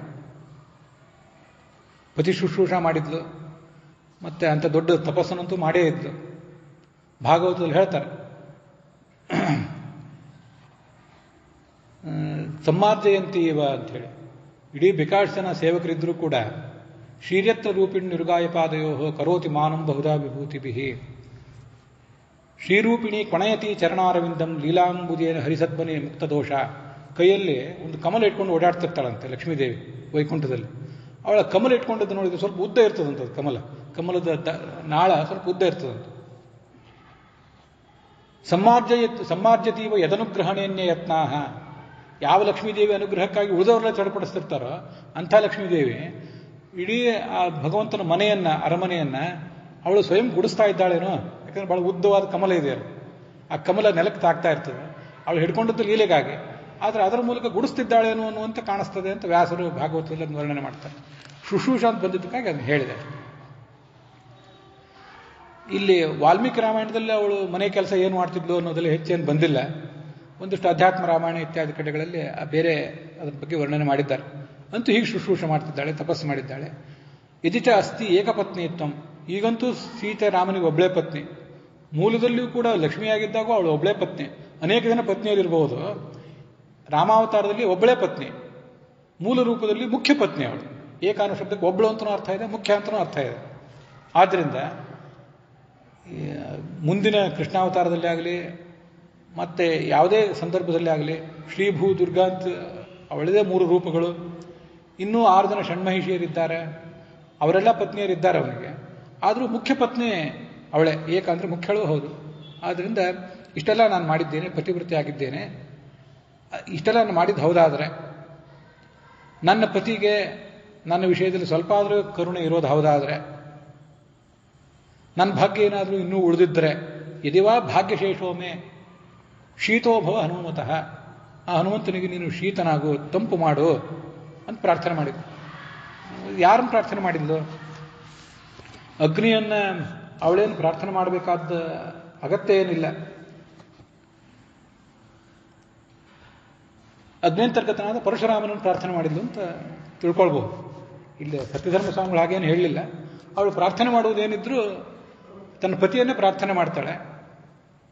ತಸ್ಯಾಹ ಅಗ್ನಿರೇವ ಮುಖಂ, ಗಾಯತ್ರಿಯ ಮುಖ ಅಂದರೆ ಅಗ್ನಿ ಅಂತ ಬೃಹದಾರಣ್ಯಕ ಉಪನಿಷತ್ತಿನಲ್ಲಿ ಹೇಳ್ತಾರೆ. ಅಗ್ನಿಯಂತರ್ಗತ ಪರಶುರಾಮ, ಆದರೆ ಪರಶುರಾಮನನ್ನು ಕೆಲವು ಸರಿ ಅಗ್ನಿ ಎಂಬ ಶಬ್ದದಿಂದ ಹೇಳ್ತಿರ್ತಾರೆ ಗೂಢವಾಗಿ. ಆದ್ದರಿಂದ ಭಗವಂತನನ್ನೇ ಪ್ರಾರ್ಥನೆ ಮಾಡಿದ್ನು. ನಾನು ಸದಾಚಾರ ಸಂಪನ್ನಳು ಅಂತ ನನ್ನ ಗಂಡ ರಾಮ ನನ್ನನ್ನು ತಿಳಿದಿದ್ದರೆ, ಇದಿಮಾಂ ವೃತ್ತ ಸಂಪನ್ನಾಂ ತತ್ ಸಮಾಗಮ ಲಾಲಸಾಂ, ಅವನನ್ನು ಹೋಗಿ ಸೇರಬೇಕು ಅಂತ ತವಕ ಬೇರೆ ಇದೆ. ಹೀಗೆ ಇದೆಲ್ಲ ಅವನ ಸಾಕ್ಷಿಗೆ ಗೊತ್ತಿದ್ದ ಹೋದಾದರೆ, ಸ ವಿಜಾನಾತಿ ಧರ್ಮ ಶೀತೋಭವ ಹನುಮತಃ. ಈ ಕೆಲವು ಕಡೆ ಇಲ್ಲೆಲ್ಲ ಯದಿ ಅಂತ ಬರ್ತದಲ್ಲ, ಯದಿ ಅಂತ ಬಂದರೆ ಯದಿ ತರ್ಹಿ ಅಂತ ಬಂದಿಲ್ಲ, ಹೀಗಿದ್ದದ್ದು ಹೌದಾದ್ರೆ ಹಾಗಾಗಲಿ ಅಂತ ಎಲ್ಲ ಕಡೆ ಹಾಗೇನು ಅರ್ಥ ಅಲ್ಲ. ಅನೇಕ ಕಡೆ ಯದಿ ಅಂದರೆ ಈ ಕಾರಣದಿಂದ ಆ ಕಾರಣದಿಂದ ಅಂತಲೇ ಸಂಸ್ಕೃತದಲ್ಲಿ ಅರ್ಥ ಇದೆ. ಅದನ್ನು ಆಚಾರ್ಯ ಭಾಗವತ ತಾತ್ಪರ್ಯದಲ್ಲಿ ಅಲ್ಲಲ್ಲಿ ಅನೇಕ ಕಡೆ ವರ್ಣನೆ ಮಾಡ್ತಾರೆ. ಯಥಾ ಹೇಗೆ, ತಥಾ ಹಾಗೆ ಅಂತೇನು ಅರ್ಥ ಅಲ್ಲ ಎಲ್ಲ ಕಡೆ.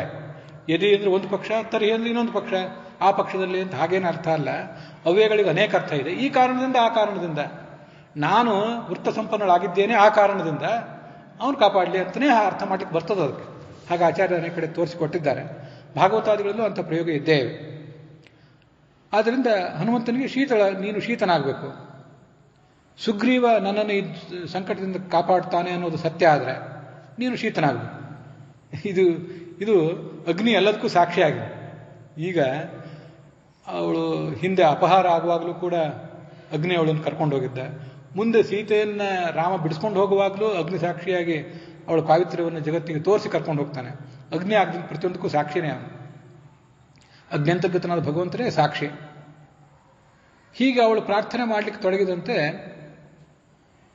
ಆ ಅಗ್ನಿಯ ಜ್ವಾಲೆಗಳು ಅವೆಲ್ಲ ಪ್ರದಕ್ಷಿಣಾಕಾರವಾಗಿ ತಿರುಗಿದುವಂತೆ. ಪ್ರದಕ್ಷಿಣ ಶಿಖೋನಲಃ ತತಸ್ತೀಕ್ಷ್ಣಾಕ್ಷಿ ಅವ್ಯಗ್ರಹ ಜಜ್ವಾಲ ಮೃಗಶಾವಾಕ್ಷ್ಯ ಶದ್ವನ್ನಿವ ಕಪೇಹರೇ. ಪ್ರದಕ್ಷಿಣವಾಗಿ ಅವನ ಜ್ವಾಲೆಗಳು ತಿರುಗುವುದು ಅಂದರೆ ಅದೊಂದು ಶುಭ ಸೂಚನೆ. ಅದಕ್ಕಾಗಿ ಹಾಗೆ ಆ ಅಗ್ನಿಯ ಜ್ವಾಲೆಗಳೆಲ್ಲ ತಿರುಗಿದವು ಅಂತ ಅದನ್ನು ವರ್ಣಿಸ್ತಾರೆ.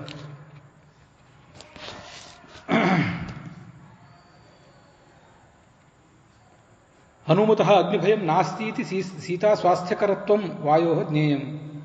ಹನುಮಂತನಿಗೆ ಅಗ್ನಿ ಭಯ ಏನೂ ಇಲ್ಲ ಅಂತ ತಿಳಿಸುವ ದೃಷ್ಟಿಯಿಂದಲೋ ಎಂಬಂತೆ ಆ ಅಗ್ನಿ ಪ್ರದಕ್ಷಿಣಾಕಾರವಾಗಿ ತಿರುಗಿದ. ವಾಯು ಕೂಡ ತಂಪಾಗಿ ಬೀಸಿದ. ಸೀತಾದೇವಿಯ ಮನಸ್ಸಿಗೆ ಸಂತೋಷ ಕೊಟ್ಟ.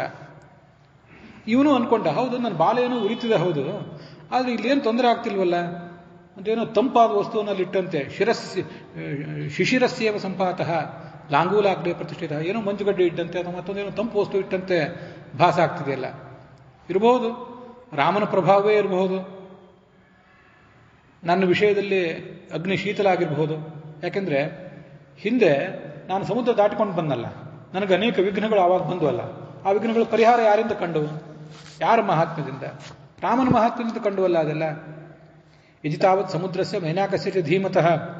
ಮೈನಾಕ ಪರ್ವತವೂ ಕೂಡ ನನಗೆ ಅವಾಗೇನು ನನಗೆ ಸಹಾಯ ಮಾಡಲಿಕ್ಕಾಗಿ ಮೇಲೆ ಬಂತಲ್ಲ.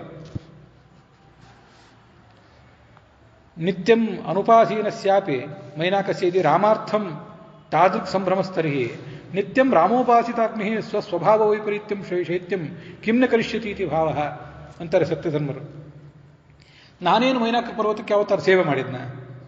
ಮೈನಾಕ ಪರ್ವತ ಅದಕ್ಕೇನಾದ್ರು ಪ್ರದಕ್ಷಿಣೆ ಹಾಕಿದ್ನ? ಅದಕ್ಕೇನಾದ್ರು ಪೂಜೆ ಮಾಡಿದ್ನ? ಎಂತಾದ್ರು ನೆನಪು ಮಾಡ್ಕೊಂಡಿದ್ನ? ನೆನಪು ಮಾಡ್ಕೊಳ್ತಾರೆ. ಹಿಮಾಲಯ, ಮಂದರ ಮೊದಲಾದ ಪರ್ವತಗಳನ್ನ ನೆನಪು ಮಾಡ್ಕೋತಿರ್ತಾರೆ. ಮಂಗಳಾಷ್ಟಕದಲ್ಲೂ ಕೂಡ ಮೈನಾಕ ಪರ್ವತ ಸಣ್ಣದು, ಆ ದೃಷ್ಟಿಯಿಂದ ಅದ್ನ್ಯಾರು ನೆನಪು ಮಾಡ್ಕೋತಿರ್ಲಿಕ್ಕಿಲ್ಲ. ಆಗಲಿ ನಾನಂತೂ ಮಾಡಿಲ್ಲ ಹನುಮಂತ ಅನ್ಕೋತಾನೆ. ಹಾಗಾದ್ರೆ ರಾಮನ ಕಾರ್ಯಕ್ಕಾಗಿ ಸಂಭ್ರಮಪಟ್ಟು ಮೇಲೆದ್ದು ಬಂದಲ್ಲ, ಸ್ವಲ್ಪ ವಿಶ್ರಾಂತಿ ತಗೊಂಡು ಹೋಗುವನ್ನಲ್ಲ. ಹಾಗಾದ್ರೆ ಈ ಅಗ್ನಿ ಇವನಂತೂ ನಿತ್ಯ ರಾಮನ ಉಪಾಸನೆಯನ್ನು ಸ್ವೀಕಾರ ಮಾಡಿದವನೇ. ರಾಮೋಪಾಸಿತವಯಂ ಅಗ್ನಿ. ರಾಮ ಜಗತ್ತಿನಲ್ಲಿ ಹುಟ್ಟಿ ಬಂದಾಗ ರಾಮ ಕೃಷ್ಣ ಇತ್ಯಾದಿ ರೂಪಗಳಿಂದ ಕೃಷ್ಣನ ದಿನಚರಿಯನ್ನೇ ವರ್ಣನೆ ಮಾಡ್ತಾರೆ ಭಾಗವತದಲ್ಲಂತೂ. ರಾಮನ ದಿನಚರಿ ವಾಲ್ಮೀಕಿ ರಾಮಾಯಣದಲ್ಲಿಲ್ಲ, ಆನಂದ ರಾಮಾಯಣದಲ್ಲಿ ಒಂದಿಷ್ಟು ವರ್ಣನೆ ಮಾಡ್ತಾರೆ. ಬೆಳಗಾಗಿ ಎದ್ದ ಮೇಲೆ ಏನೇನು ಮಾಡಿದ. ಬ್ರಾಹ್ಮೆ ಮುಹೂರ್ತೆ ಬಂದಾಗ ಕೃಷ್ಣ ಎದ್ದು ಶೀತಾಸು ಅಪ್ಸು ತಂಪಾದ ನೀರಲ್ಲಿ ಸ್ನಾನ ಮಾಡಿ ಅಗ್ನಿ ಉಪಾಸನೆ ಮಾಡಿದ ಅಂತ ವರ್ಣನೆ ಬರ್ತದೆ. ಅಂತೂ ನಿತ್ಯ ರಾಮ ಈ ಅಗ್ನಿಯನ್ನು ಉಪಾಸನೆ ಮಾಡ್ತಾನೆ. ಆ ಅಗ್ನಿಂತರ್ಕಾಂತ ತನ್ನನ್ನೇ ಉಪಾಸನೆ ಮಾಡ್ಕೋತಾನೆ. ಹಾಗೆ ನಿತ್ಯ ಉಪಾಸನೆ ಮಾಡಿದ್ಮೇಲೆ ಮತ್ತೆ ಅವನು ನನಗೆ ಅನುಕೂಲ ಮಾಡದೇ ಇರ್ತಾನೆ. ಹನುಮಂತನೂ ಮಾಡಿರಬೇಕು. ಹನುಮಂತ, ವಾಲಿ, ಸುಗ್ರೀವ ಇವರು ಎಲ್ಲ ಆ ಎಲ್ಲ ಧಾರ್ಮಿಕ ಕಾರ್ಯಗಳಲ್ಲಿ ನಿರತರಾದವರೇ. ರಾಮನೂ ಉಪಾಸನೆ ಮಾಡಿದ್ದ, ನಾನೂ ಅಗ್ನಿಯನ್ನು ಉಪಾಸನೆ ಮಾಡಿದ್ದೇನೆ. ಮತ್ತು ನಮ್ಮೆಲ್ಲರ ಉಪಾಸನೆಯನ್ನು ಸ್ವೀಕಾರ ಮಾಡಿದ ಈ ಅಗ್ನಿ ನಮಗೆ ಇವತ್ತು ಸಹಾಯ ಮಾಡದೇ ಇರ್ತಾನೆ. ಅದಕ್ಕೆ ಮಾಡಿರಬೇಕು. ತನ್ನ ಶೈತ್ಯವನ್ನು ಬಿಟ್ಟ. ಮರುತ್ಸಕೋ ಹುತಾಶನ ತಾತ್ಪರ್ಯ ನಿರ್ಣಯದಲ್ಲಿ ಈ ಬೆಂಕಿ ಅದು ಬೆಳಿಬೇಕಾದ್ರೆ ಅದಕ್ಕೆ ವಾಯುವಿನ ಸಹಾಯ ಬೇಕೇ ಬೇಕು. ಹೀಗೆ ಮರುತ್ಸಕೋ ಹುತಾಶನ ಒಂದು ಸಂಗತಿ. ಬೆಂಕಿ, ಈ ಸಾಮಾನ್ಯ ಬೆಂಕಿ 15ನೇ ಕಕ್ಷಾದಲ್ಲಿರುವ ಅಗ್ನಿ ಏನಿದೆ ಅದಕ್ಕೆ ಜಡವಾದ ಬೆಂಕಿಗೂ ಗಾಳಿ ಬೇಕು. 15ನೇ ಕಕ್ಷಾದಲ್ಲಿರುವಂಥ ಅಗ್ನಿಗೂ ಕೂಡ ಆ ಮುಖ್ಯ ಪ್ರಾಣವನ್ನು ಸಖಾನೆ. ನಮಗೆ ಭಗವಂತ ಸಖ, ಭಗವಂತನ ಭಕ್ತರಾದಂಥ ಉಳಿದವರು ಕೂಡ ನಮಗೆ ಸಖಾಗಳೇ. ಆದ್ದರಿಂದ ತನ್ನ ಸ್ವಭಾವವನ್ನು ಬಿಟ್ಟು ಇವತ್ತು ತಂಪಾಗಿದ್ದಿರ್ಬೇಕು ನನಗೆ ಅನ್ಕೊಂಡ. ಇದೊಂದು ವಿಚಿತ್ರವಾದ ದೃಶ್ಯ ಕಾಣಿಸ್ತಿದೆ. ಸೀತಾದೇವಿ ದಯಾ ಇರಬಹುದು, ರಾಮನ ಪ್ರಭಾವ ಇರಬಹುದು, ಅಗ್ನಿಗೂ ನನ್ನ ತಂದೆಗೂ ಇರುವ ಗೆಳತನ ಇರಬಹುದು. ಪಿತುಶ್ಚ ಮಮ ಸಖ್ಯೇನ ನಮಾಂ ದಹತಿ ಪಾವಕಃ. ಹೀಗೆಲ್ಲ ಆಲೋಚನೆ ಮಾಡಿ ಮುಂದೆ ಏನು ಮಾಡೋಣ? ಹಾಗಾದರೆ ರಾಮನ ಅನುಗ್ರಹಕ್ಕೆ ಪಾತ್ರನಾಗಿದ್ದೇನೆ ನಾನು. ಈ ರಾಕ್ಷಸರು ನನ್ನ ಏನು ಹೇಗೆ ಬಂಧಿಸಿದ್ರು? ಏನೋ ಬಂಧಿಸಿದರು, ಇರಲಿ. ನನ್ನಲ್ಲಿ ಪರಾಕ್ರಮನೂ ಇತ್ತು, ಅವರು ಈ ಬಂಧನನೂ ಮಾಡಿದರು. ಈಗ ಅವ್ರಿಗೊಂದು ಪ್ರತೀಕಾರ ಮಾಡ್ತೇನೆ ಅಂತ ಆಲೋಚನೆ ಮಾಡಿದ. ಒಂದಿಷ್ಟು ಹಗ್ಗಗಳನ್ನು ಕಟ್ಟಿದ್ರಲ್ಲ, ಆ ಹಗ್ಗಗಳನ್ನೆಲ್ಲ ಕಿತ್ತಾಕೊಂಡ. ಬಂಧನಾನಿ ಅವಶಾತಯತ್ ವಿಮುಕ್ತಶ್ಚ ಅಭವತ್ ಶ್ರೀಮಾನ್. ಕೂಡಲೇ ಮೇಲಕ್ಕೆ ಹಾರಿದ, ಸಿಂಹನಾದ ಮಾಡಿದ. ಆ ರಾಕ್ಷಸರ ಪಟ್ಟಣದ ಮಹಾದ್ವಾರಕ್ಕೆ ಹಾರಿದ. ಅವನು ಇನ್ನೂ ಕೆಲವು ಕಟ್ಟುಗಳು, ಹಗ್ಗದ ಕಟ್ಟುಗಳಿತ್ತು. ಅವನ ದೊಡ್ಡ ದೇಹಕ್ಕೆ ತಕ್ಕಂತೆ ಅದನ್ನು ಬಿಗಿದಿದ್ರು. ಸಣ್ಣ ದೇಹ ಮಾಡಿಕೊಂಡು ಕೂಡಲೇ ಅವೆಲ್ಲ ತಾವಾಗೇ ಕಳಚಿ ಬಿದ್ದವು. ಸತಂ ಗೃಹ್ಯ ಮಹಾಬಾಹು ಕಾಲಾಯುಸ ಪರಿಷ್ಕೃತಂ. ಅಲ್ಲಿ ನೋಡಿದ, ಅವನಿಗೆ ಗದೆ ಮೊದಲಾದ ಆಯುಧಗಳೇನು ಹೆಚ್ಚು. ಗದೆ ಅವನ ಕೈಯಲ್ಲಿ ಕಾಣಿಸ್ತಾರೆ ಚಿತ್ರಗಳಲ್ಲಿ, ಅಲ್ಲಿ ನಾವು ನೋಡಿರ್ತೇವೆ. ವಸ್ತುತಃ ಎಲ್ಲ ಕಪಿಗಳು ಯುದ್ಧ ಮಾಡಿದ್ದು ಮುಷ್ಟಿ, ಉಗುರು, ಬಾಲ, ಹಲ್ಲು, ಇದರಿಂದೇ ಯುದ್ಧ ಮಾಡ್ತಿದ್ರು ಹೆಚ್ಚು. ಏನು ಮಾಡಿದ? ಅಲ್ಲೊಂದು ನೋಡಿದ, ಪುರದ್ವಾರದ ಅಗಳಿ, ಕಬ್ಬಿಣದ ಅಗಳಿ ದೊಡ್ಡದೊಂದು, ಅದನ್ನೇ ನೋಡಿದ. ಅದರಿಂದ ಎಲ್ಲ ರಾಕ್ಷಸರನ್ನು ಹೊಡೆದ. ಸೂರ್ಯನಂತೆ ಪ್ರಕಾಶಿಸ್ತಿತ್ತು ಅವನು ಬಾಲದ ತುದಿ. ಲಂಕಾಪುರಿ ಎಲ್ಲ ಸುಟ್ಟು ಹೋಲಿಕ್ಕೆ ತೊಡಗಿತ್ತು. ವೀಕ್ಷಮಾಣ ತಥೋ ಲಂಕಾಂ ಕಪಿ ಕೃತ ಮನೋರಥ. ಇವತ್ತು ನಾನು ಒಂದು ಈ ಲಂಕೆಯನ್ನೆಲ್ಲ ನೋಡಬೇಕು ಅಂತಿತ್ತು, ಅದನ್ನು ನೋಡಬೇಕು ಅಂತ ಅಂದ್ಕೊಂಡೆ. ಬಹಳ ಸಂತೋಷ ಆಯಿತು ಅಂದ್ಕೊಂಡೆ. ರಾಕ್ಷಸರಿಗೆ ಇನ್ನಷ್ಟು ಬುದ್ಧಿ ಕಲಿಸ್ಬೇಕು. ಅಶೋಕವನ ಹಾಳಾಯಿತು, ಅನೇಕ ಜನ ರಾಕ್ಷಸರನ್ನು ಕೊಂದಾಯಿತು, ಸೈನ್ಯದ ಮೂರನೇ ಒಂದು ಭಾಗನೂ ಕೊಂದಾಯಿತು. ಇನ್ನು ಈ ದುರ್ಗವೊಂದನ್ನು, ಈ ಕೋಟೆ, ಈ ನಗರ, ಇದನ್ನೆಲ್ಲ ನಾಶಪಡಿಸಿಬಿಟ್ರೆ ಇನ್ನಷ್ಟು ಅನುಕೂಲ ಆಗ್ತದೆ. ಅದಕ್ಕಾಗಿ ಅದನ್ನೂ ಮಾಡಿಬಿಡೋಣ. ನಾನು ಇಷ್ಟೆಲ್ಲ ಪರಿಶ್ರಮ ಪಟ್ಟದ್ದು ಸರಿ ಆಗ್ತದೆ. ಸುಖ ಪರಿಶ್ರಮ ಎಲ್ಲ ಸುಖದಲ್ಲಿ ಪರ್ಯವಸಾನ ಕಾಣ್ತದೆ. ಅಲ್ಪಯತ್ನೇನ ಕಾರ್ಯಸ್ಮಿನ್. ಅದಕ್ಕಾಗಿ ಇದನ್ನ ಸುಟ್ಟು ಬಿಡ್ತೀನಿ ಅಂತ ವಿಚಾರ ಮಾಡಿದ. ಎಲ್ಲ ಕಡೆ ಹಾರ್ಲಿಕ್ಕೆ ಶುರು ಮಾಡಿದ. ಒಂದು ಮನೆಯಿಂದ ಮತ್ತೊಂದು ಮನೆಗೆ, ಒಬ್ಬ ರಾಕ್ಷಸನ ಮನೆಯಿಂದ ಮತ್ತೊಂದು ಮನೆಗೆ, ಒಂದು ಕೈತೋಟದಿಂದ ಮತ್ತೊಂದು ಕೈತೋಟ, ಉಪವನ, ಗೃಹಾತ್ ಗೃಹಂ, ಪ್ರಾಸಾದಾತ್ ಪ್ರಾಸಾದಂ, ಹೀಗೆ ಎಲ್ಲ ಕಡೆ ಹಾರ್ಲಿಕ್ಕೆ ತೊಡಗಿದ. ಅವಪ್ಲುತ್ಯ ಮಹಾವೇಗ.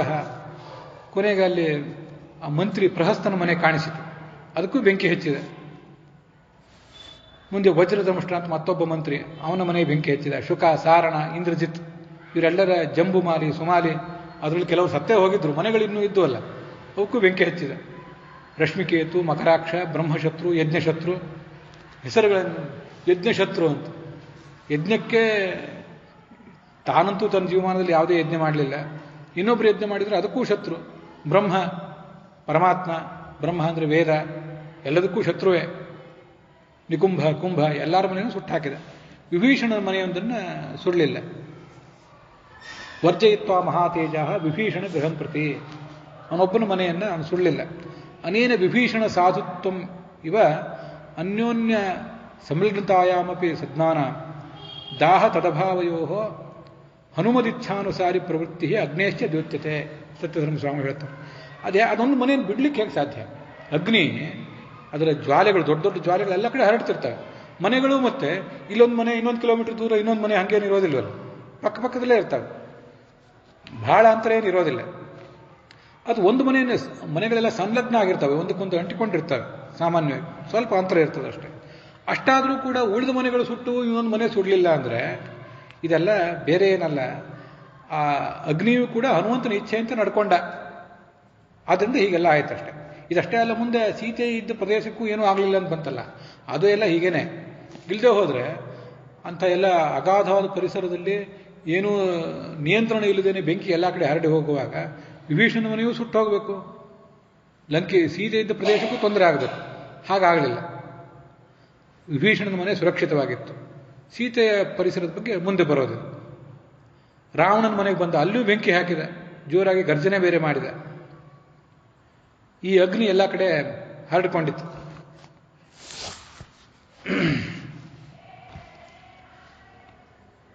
ದಿಕ್ಕು ಕಾಣದೆ ಆ ರಾಕ್ಷಸರೆಲ್ಲ ಆ ಕಡೆ ಈ ಕಡೆ ತಮ್ಮ ಮನೆಗಳನ್ನು ರಕ್ಷಿಸ್ಕೋಬೇಕು ಅಂತ ಕೆಲವರು, ತಮ್ಮನ್ನು ರಕ್ಷಿಸ್ಕೋಬೇಕು ಅಂತ ಕೆಲವರು ಈ ಅಗ್ನಿಯೇ ಕಪಿರೂಪವನ್ನು ತಾಳಿ ಇವತ್ತು ಬಂದಿರಬೇಕು ಅಂತ ಕೆಲವರು ಸ್ತ್ರೀಯರು ಗೋಳಾಡ್ತಿದ್ರು, ಮಕ್ಕಳನ್ನು ಎತ್ಕೊಂಡಿದ್ರು, ಕೆಳಗೆ ಉರುಳು ಬಿದ್ದರು. ಇಡೀ ಮನೆಗೆ ಬೆಂಕಿ ಬಿದ್ದರೆ ಆ ಮನೆಗಳೆಲ್ಲ ಸುಟ್ಟು ಕೆಳಗೆ ಬೀಳುವಾಗ ಉಪ್ಪರಿಗೆಗಳಿಂದ ಕೆಳಗೆ ಬೀಳ್ತಿದ್ರು ಅವರು. ಮಿಂಚಿನಂತೆ ಕಾಣಿಸ್ತಿದ್ರು, ಮಿಂಚು ಆಕಾಶದಿಂದ ಕೆಳಗೆ ಬಿದ್ದಂತೆ. ಅದೆಲ್ಲ ಬೆಂಕಿಗೆ ಆಹುತಿ ಆಗ್ತಿತ್ತಲ್ಲ. ಅನೇಕ ವಸ್ತುಗಳು ಕರಗಿ ನೀರಾಗಿ ಹೋದವು. ಮಣಿ, ಮುತ್ತು, ವಜ್ರ ಮೊದಲಾದ್ರೆ ಕರಗಿ ನೀರಾಗಿ ಹೋದವು. ಮುಂದೆ ಆ ತ್ರಿಕೂಟ ಪರ್ವತ, ಅಲ್ಲಿ ಅಗ್ನಿಯ ವ್ಯಾಪ್ತಿ ಹೆಚ್ಚಾಯಿತು. ಎಲ್ಲ ರಾಕ್ಷಸರ ಮನೆಗಳನ್ನು ಸುಟ್ಟಾಕಿದೆ. ಅವರು ಗೋಳಾಡ್ತಿದ್ರು, ಯಾರೋ ಇಂದ್ರನೇ ಆಗಿರಬೇಕು, ಯಮಧರ್ಮನಾಗಿರ್ಬೇಕು ಇವನು ಅಂತ. ಹೀಗೆಲ್ಲ ನಾನಾ ರೀತಿಯಿಂದ ಅವರು ಗೋಳಾಡಿದರು.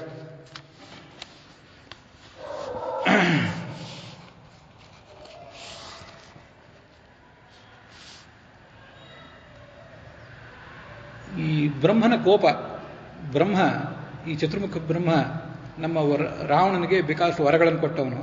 ಆದರೆ ಇವನ ಅನ್ಯಾಯಗಳನ್ನು ಸಹಿಸಲಿಕ್ಕಾಗದೆ ಅವನೇನು ಕೋಪ ಒಂದು ಉಳಿದುಕೊಂಡಿತ್ತು. ಆ ಕೋಪವೇ ಇವತ್ತು ಮೂರ್ತಿಮತ್ತಾಗಿ ಬಂದು ನಮ್ಮನ್ನೆಲ್ಲ ಸಂಹಾರ ಮಾಡ್ತಿದೆಯೋ ಹೇಗೆ ಅಂದ್ಕೊಂಡ್ರು. ಅಲ್ಲಿ ಕೆಲವು ಶಬ್ದಗಳು ಬರ್ತಾವಲ್ಲ, ಕಾಲ, ಕಳೆದ ದಿವಸನೂ ನಾವು ನೋಡಿದ್ವಿ. ಸಾಮಾನ್ಯವಾಗಿ ಕೋಶಗಳಿಂದ ಯಾವ್ಯಾವ ದೇವತೆ ಹೆಸರು ನಮಗೆ ಕಾಣಬೇಕೋ ಅದರಲ್ಲಿ ಕೆಲವು ನಮಗೆ ಅನೂಹ್ಯವಾದ ಪದಚ್ಛೇದಗಳನ್ನು ಮಾಡಿ ಸತ್ಯಧರ್ಮ ಸ್ವಾಮಿಗಳು ಬೇರೆ ಬೇರೆ ಅರ್ಥಗಳನ್ನು ಹೊಮ್ಮಿಸ್ತಾರೆ. ಅಲ್ಲಿ ಇಂಥ ಶಬ್ದಗಳು ಇಲ್ಲೂ ಕೂಡ ಕೆಲವು ಬರ್ತವೆ. ಮಹೇಂದ್ರ, ವೃತ್ರ, ವಜ್ರಿ ಮಹೇಂದ್ರ ಅಂತ ಬರ್ತದೆ. ನಾವು ವಜ್ರಧಾರಿಯಾದ ಇಂದ್ರ ಅಂತ ತಿಳ್ಕೊಂಡು ಸುಮ್ಮನೆ ಆಗ್ತೇವೆ. ವಜ್ರಿ ಅಂದರೆ ದೇವೇಂದ್ರ ಅಂತಾರೆ ಸತ್ಯಧರ್ಮ ಸ್ವಾಮಿಗಳು. ಮಹೇಂದ್ರ ಅಂದರೆ ವೃತ್ರಹಂತ ದಕ್ಷವ್ವ, ವೃತ್ರಾಸುರನ ಸಂಹಾರ ಮಾಡಿದ ಇಂದ್ರ, ಅವನಾರು ಆಗಬಹುದು, ಅಥವಾ ದಕ್ಷ ಪ್ರಜಾಪತಿಯು ಆ ಥರನೂ ಅರ್ಥ ಮಾಡ್ಕೋಬಹುದು. ಯಾಕೆ ಹಾಗೆಲ್ಲ ಅಂತಂದರೆ, ಅದನ್ನ ಈ ತೈತ್ರಿಯ ಭಾಷೆ ಮೊದಲಾದ ಕಡೆ, ನಾವು ಬೃಹದಾರಣಿಕ ಭಾಷೆಯಲ್ಲೂ ಹಾಗೆಲ್ಲ ಒಂದು ಕಡೆ, ಪೃಥ್ವಿ ಅಂತ ಒಂದು ಕಡೆ ಎಲ್ಲೋ ಬರ್ತದೆ. ಪೃಥ್ವಿ ಅಂದರೆ ನೀವು ಪೃಥ್ವಿ ಅಂತ ತಿಳ್ಕೋಬೇಡಿ. ಪೃಥ್ವಿ ಅಂತಂದರೆ ಅಲ್ಲಿ ಗರುಡ ಅಂತ ಅರ್ಥ ಮಾಡ್ತಾರೆ ಆಚಾರ ಒಂದು ಕಡೆ.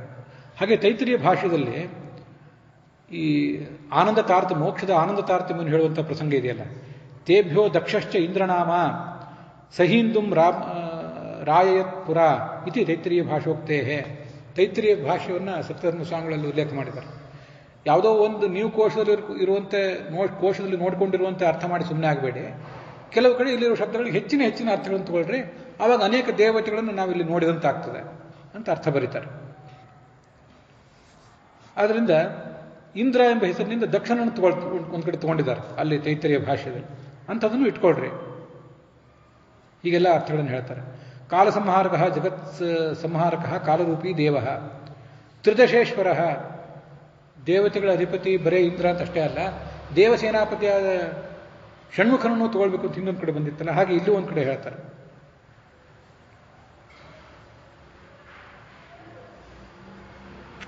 ಹೀಗೆ ಅನೇಕ ಜನ ದೇವತೆಗಳೇನಾದ್ರು ಇಲ್ಲಿ ಬಂದ್ರ ಅವರೆಲ್ಲ ರಾಕ್ಷಸ ಸಂಹಾರಕ್ಕಾಗಿ ಇಲ್ಲಿ ಬಂದಿರಬಹುದಾ ಅಂತೆಲ್ಲ ನಾನಾ ಥರದ ಆಲೋಚನೆ ಮಾಡಿದರು.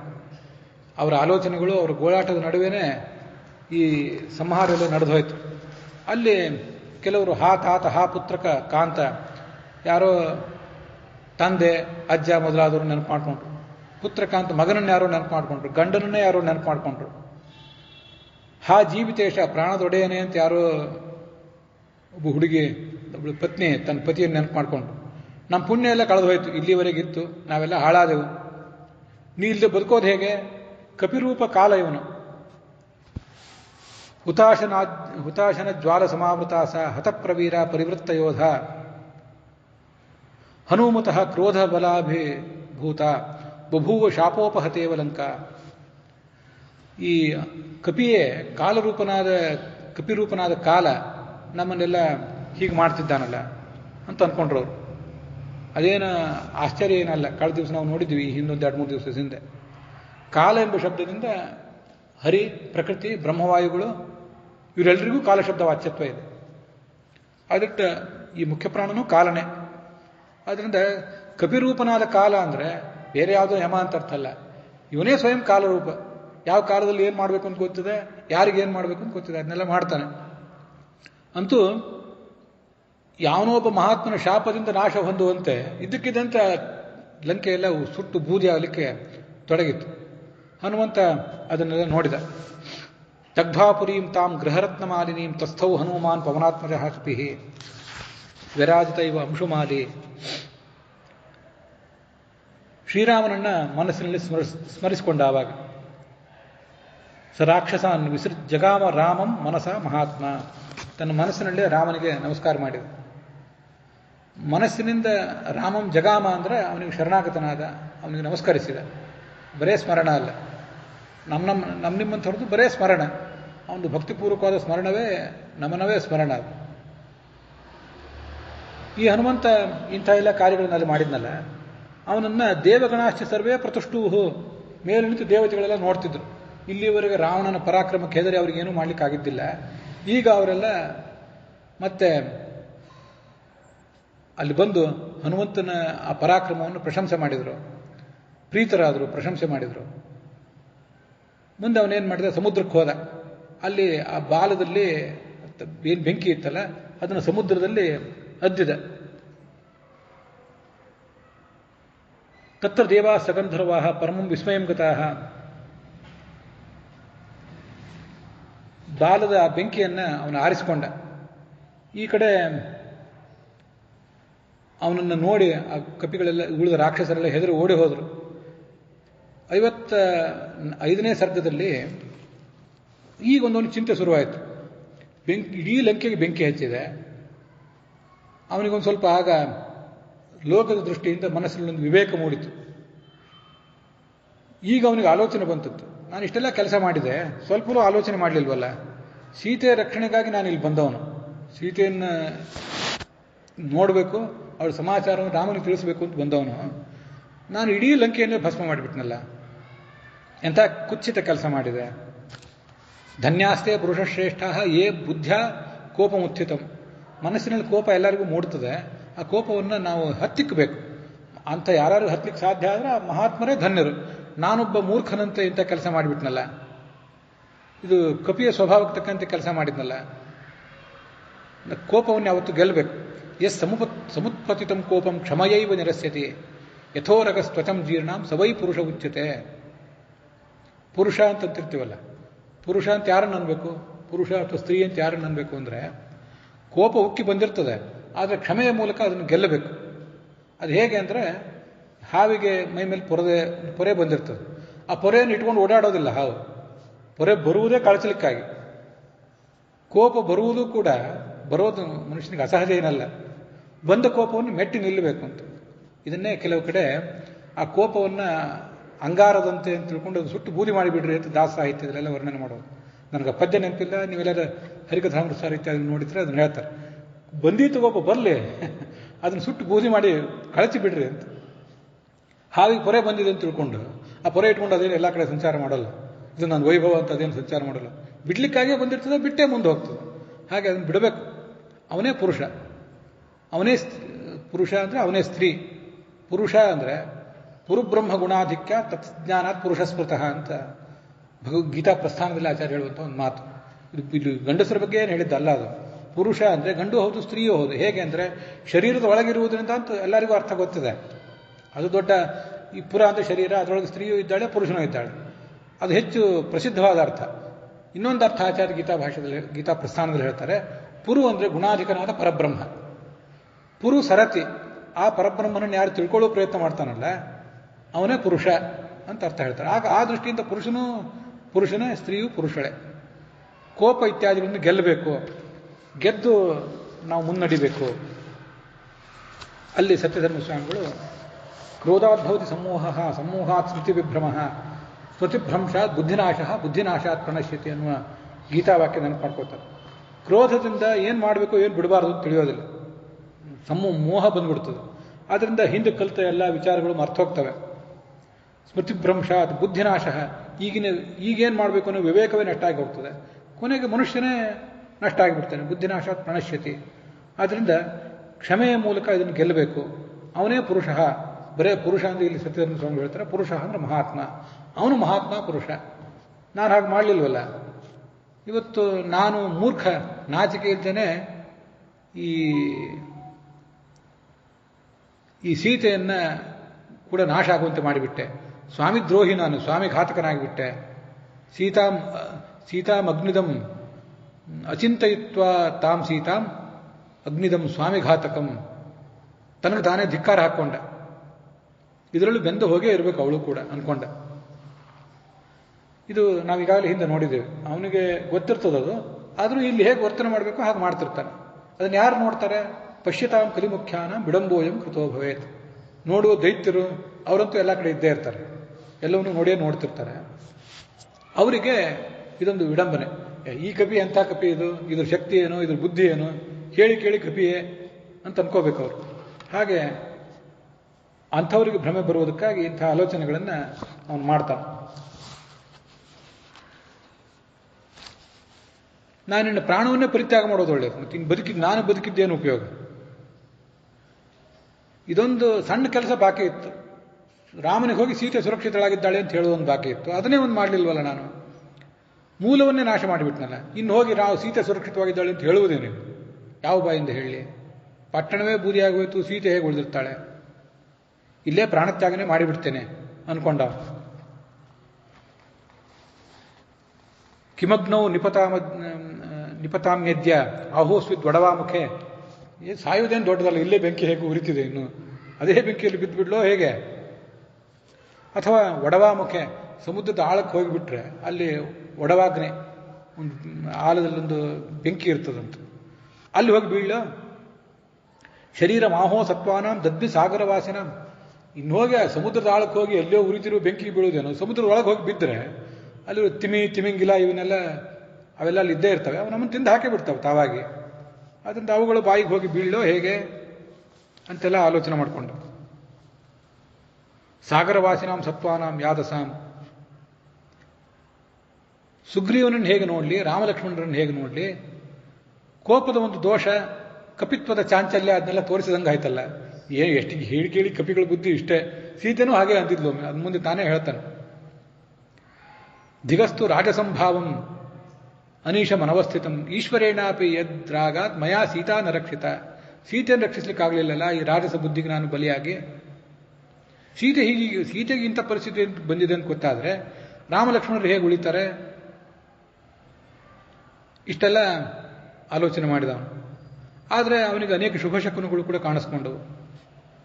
ಹಾಗಿರ್ಲಿಕ್ಕಿಲ್ಲ. ಸೀತಾದೇವಿ ಅನೇಕ ಶುಭ ಲಕ್ಷಣಗಳು ಉಳ್ಳವಳು. ಈಗ ನನಗೆ ಸುತ್ತಮುತ್ತಲೂ ಕೂಡ ಅಂಥ ಲಕ್ಷಣಗಳೇ ಕಾಣಿಸ್ತಾ ಇವೆ.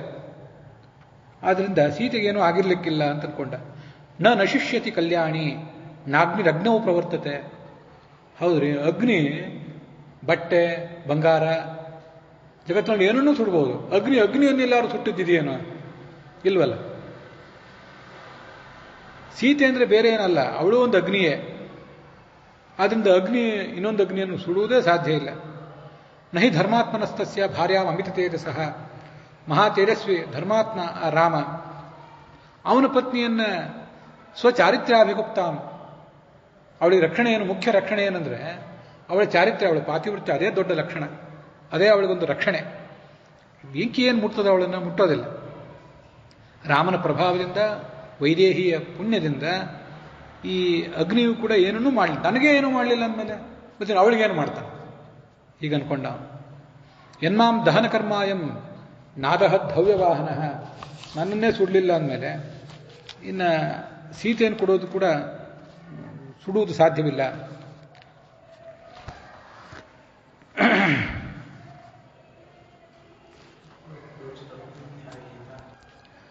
ನಮೇ ದಹತಿ ಲಾಂಗೂಲಂ ಕಥಂ ಆರ್ಯಾಂ ಪ್ರದಕ್ಷತೆ.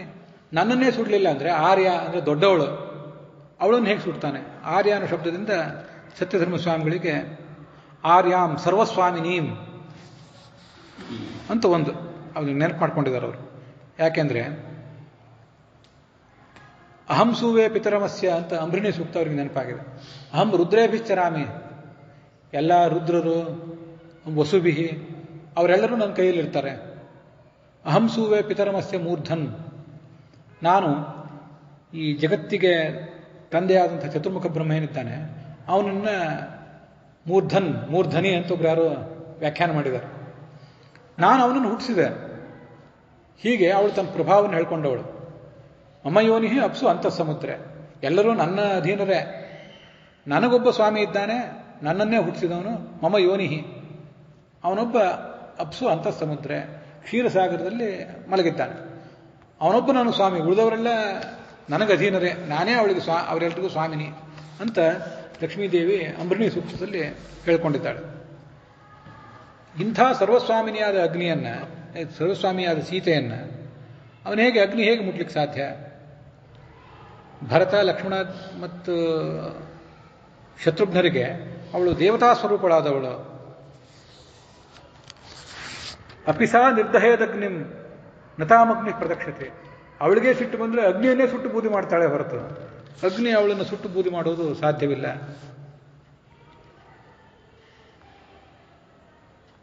ತಪಸಾ ಸತ್ಯವಾಕ್ಯೇನ, ತಪಸ್ಸು, ಸತ್ಯನಿಷ್ಠೆ, ಪತಿಯ ವಿಷಯದಲ್ಲಿ ಅನನ್ಯವಾದ ಭಾವ ಅವಳಿಗಿದೆ. ಈ ಎಲ್ಲ ಗುಣಗಳಿಂದ ಅವಳು ಸುರಕ್ಷಿತಳಾಗಿರ್ತಾಳೆ. ಆಗ ಹೀಗವನು ಆಲೋಚನೆ ಮಾಡಿಕೊಂಡು ಅಲ್ಲಿ ಹೊರಟಾಗ, ಅಹೋ ಖಲು ಕೃತಂ ಕರ್ಮ ದುಷ್ಕರ್ಮ ಹಿ ಹನುಮತ ಅಗ್ನಿಂ ವಿಸೃಜತಾ ಭೀಮಂ ರಾಕ್ಷಸ ತದ್ಮನಿ. ಅಲ್ಲಿ ಆ ಚಾರಣರೆಲ್ಲ ಮಾತಾಡ್ತಿದ್ರಂತೆ, ಎಂಥ ಅದ್ಭುತವಾದ ಕೆಲಸ ಮಾಡಿದ, ರಾಕ್ಷಸನ ಮನೆಗಳೆಲ್ಲ ಸುಟ್ಟು ಮಾಡಿದ. ಆದರೆ ಸೀತಾದೇವಿಗೆ ಮಾತ್ರ ಏನೂ ಆಗಲಿಲ್ವಲ್ಲ, ಇದು ದೊಡ್ಡ ಆಶ್ಚರ್ಯ ನಮಗೆ ಅಂತ ಅವ್ರು ಮಾತಾಡ್ತಿದ್ರು. ಮೇಲೆ ಕೂತ್ಕೊಂಡು ಅವ್ರು ನೋಡ್ತಾ ಇದ್ರು. ದಗ್ಧೇಯಂ ನಗರೀ ಲಂಕಾ ಸಾಟ್ಟ ಪ್ರಾಕಾರ ತೋರಣ ಜಾನಕೀಚ ನದಗ್ನೇತಿ ವಿಸ್ಮಯೋದ್ಭುತ ಏವನಃ. ದೊಡ್ಡ ಆಶ್ಚರ್ಯ ಅಂತ ಮಾತು ಕೇಳಿದಾಗ ಪ್ರಾಣ ಸಂಕಟ ಬಂದಂತಾಗಿತ್ತು ಅವನಿಗೆ. ತಾನು ಊಹೆ ಮಾಡಿದ್ದ, ಸಾಕ್ಷಿಗಳಾಗಿ ಅವ್ರ ಮೇಲೆ ನಿಂತು ನೋಡ್ತಿದ್ರಲ್ಲ, ಮತ್ತಷ್ಟು ಸಂತೋಷ ಆಗಿಬಿಡ್ತು. ಅವನ ಮನಸ್ಸು ಪ್ರಸನ್ನವಾಯಿತು. ಸೀತೆಗೆ ಯಾವುದೇ ತೊಂದರೆ ಆಗಿಲ್ಲ ಅಂತ ಅನ್ನೋದನ್ನು ತಿಳ್ಕೊಂಡ. ಅವಳನ್ನು ನೋಡಿ ಇನ್ನು ನಾನು ಲಂಕೆಗೆ ಹೋಗಬೇಕು, ನಾನು ಕಿಷ್ಕಿಂಧೆಗೆ ಹೋಗಬೇಕು ಅಂತ ವಿಚಾರ ಮಾಡಿದ. ಅವಳು ಬೆಳಿಗ್ಗೆ ಬಂದು ಅವಳಿಗೆ ಹೇಳಿದ, ತತಸ್ತಾಂ ಶಿಂಶುಪಾಮೂಲೆ ಜಾನಕೀಂ ಪರ್ಯವಸ್ಥಿತಾಂ. ಅಲ್ಲಿ ಕೂತ್ಕೊಂಡಿದ್ದಲ್ಲ, ಅವಳನ್ನು ನೋಡಿದ. ನಿನಗೇನೂ ಆಗಲಿಲ್ವಲ್ಲ, ಭಾಳ ದೊಡ್ಡ ಸಂಗತಿ. ದಿಷ್ಟ್ಯ ಪಶ್ಯಾಮಿ ತ್ವಾಂ ಇಹಾಕ್ಷತಾಂ.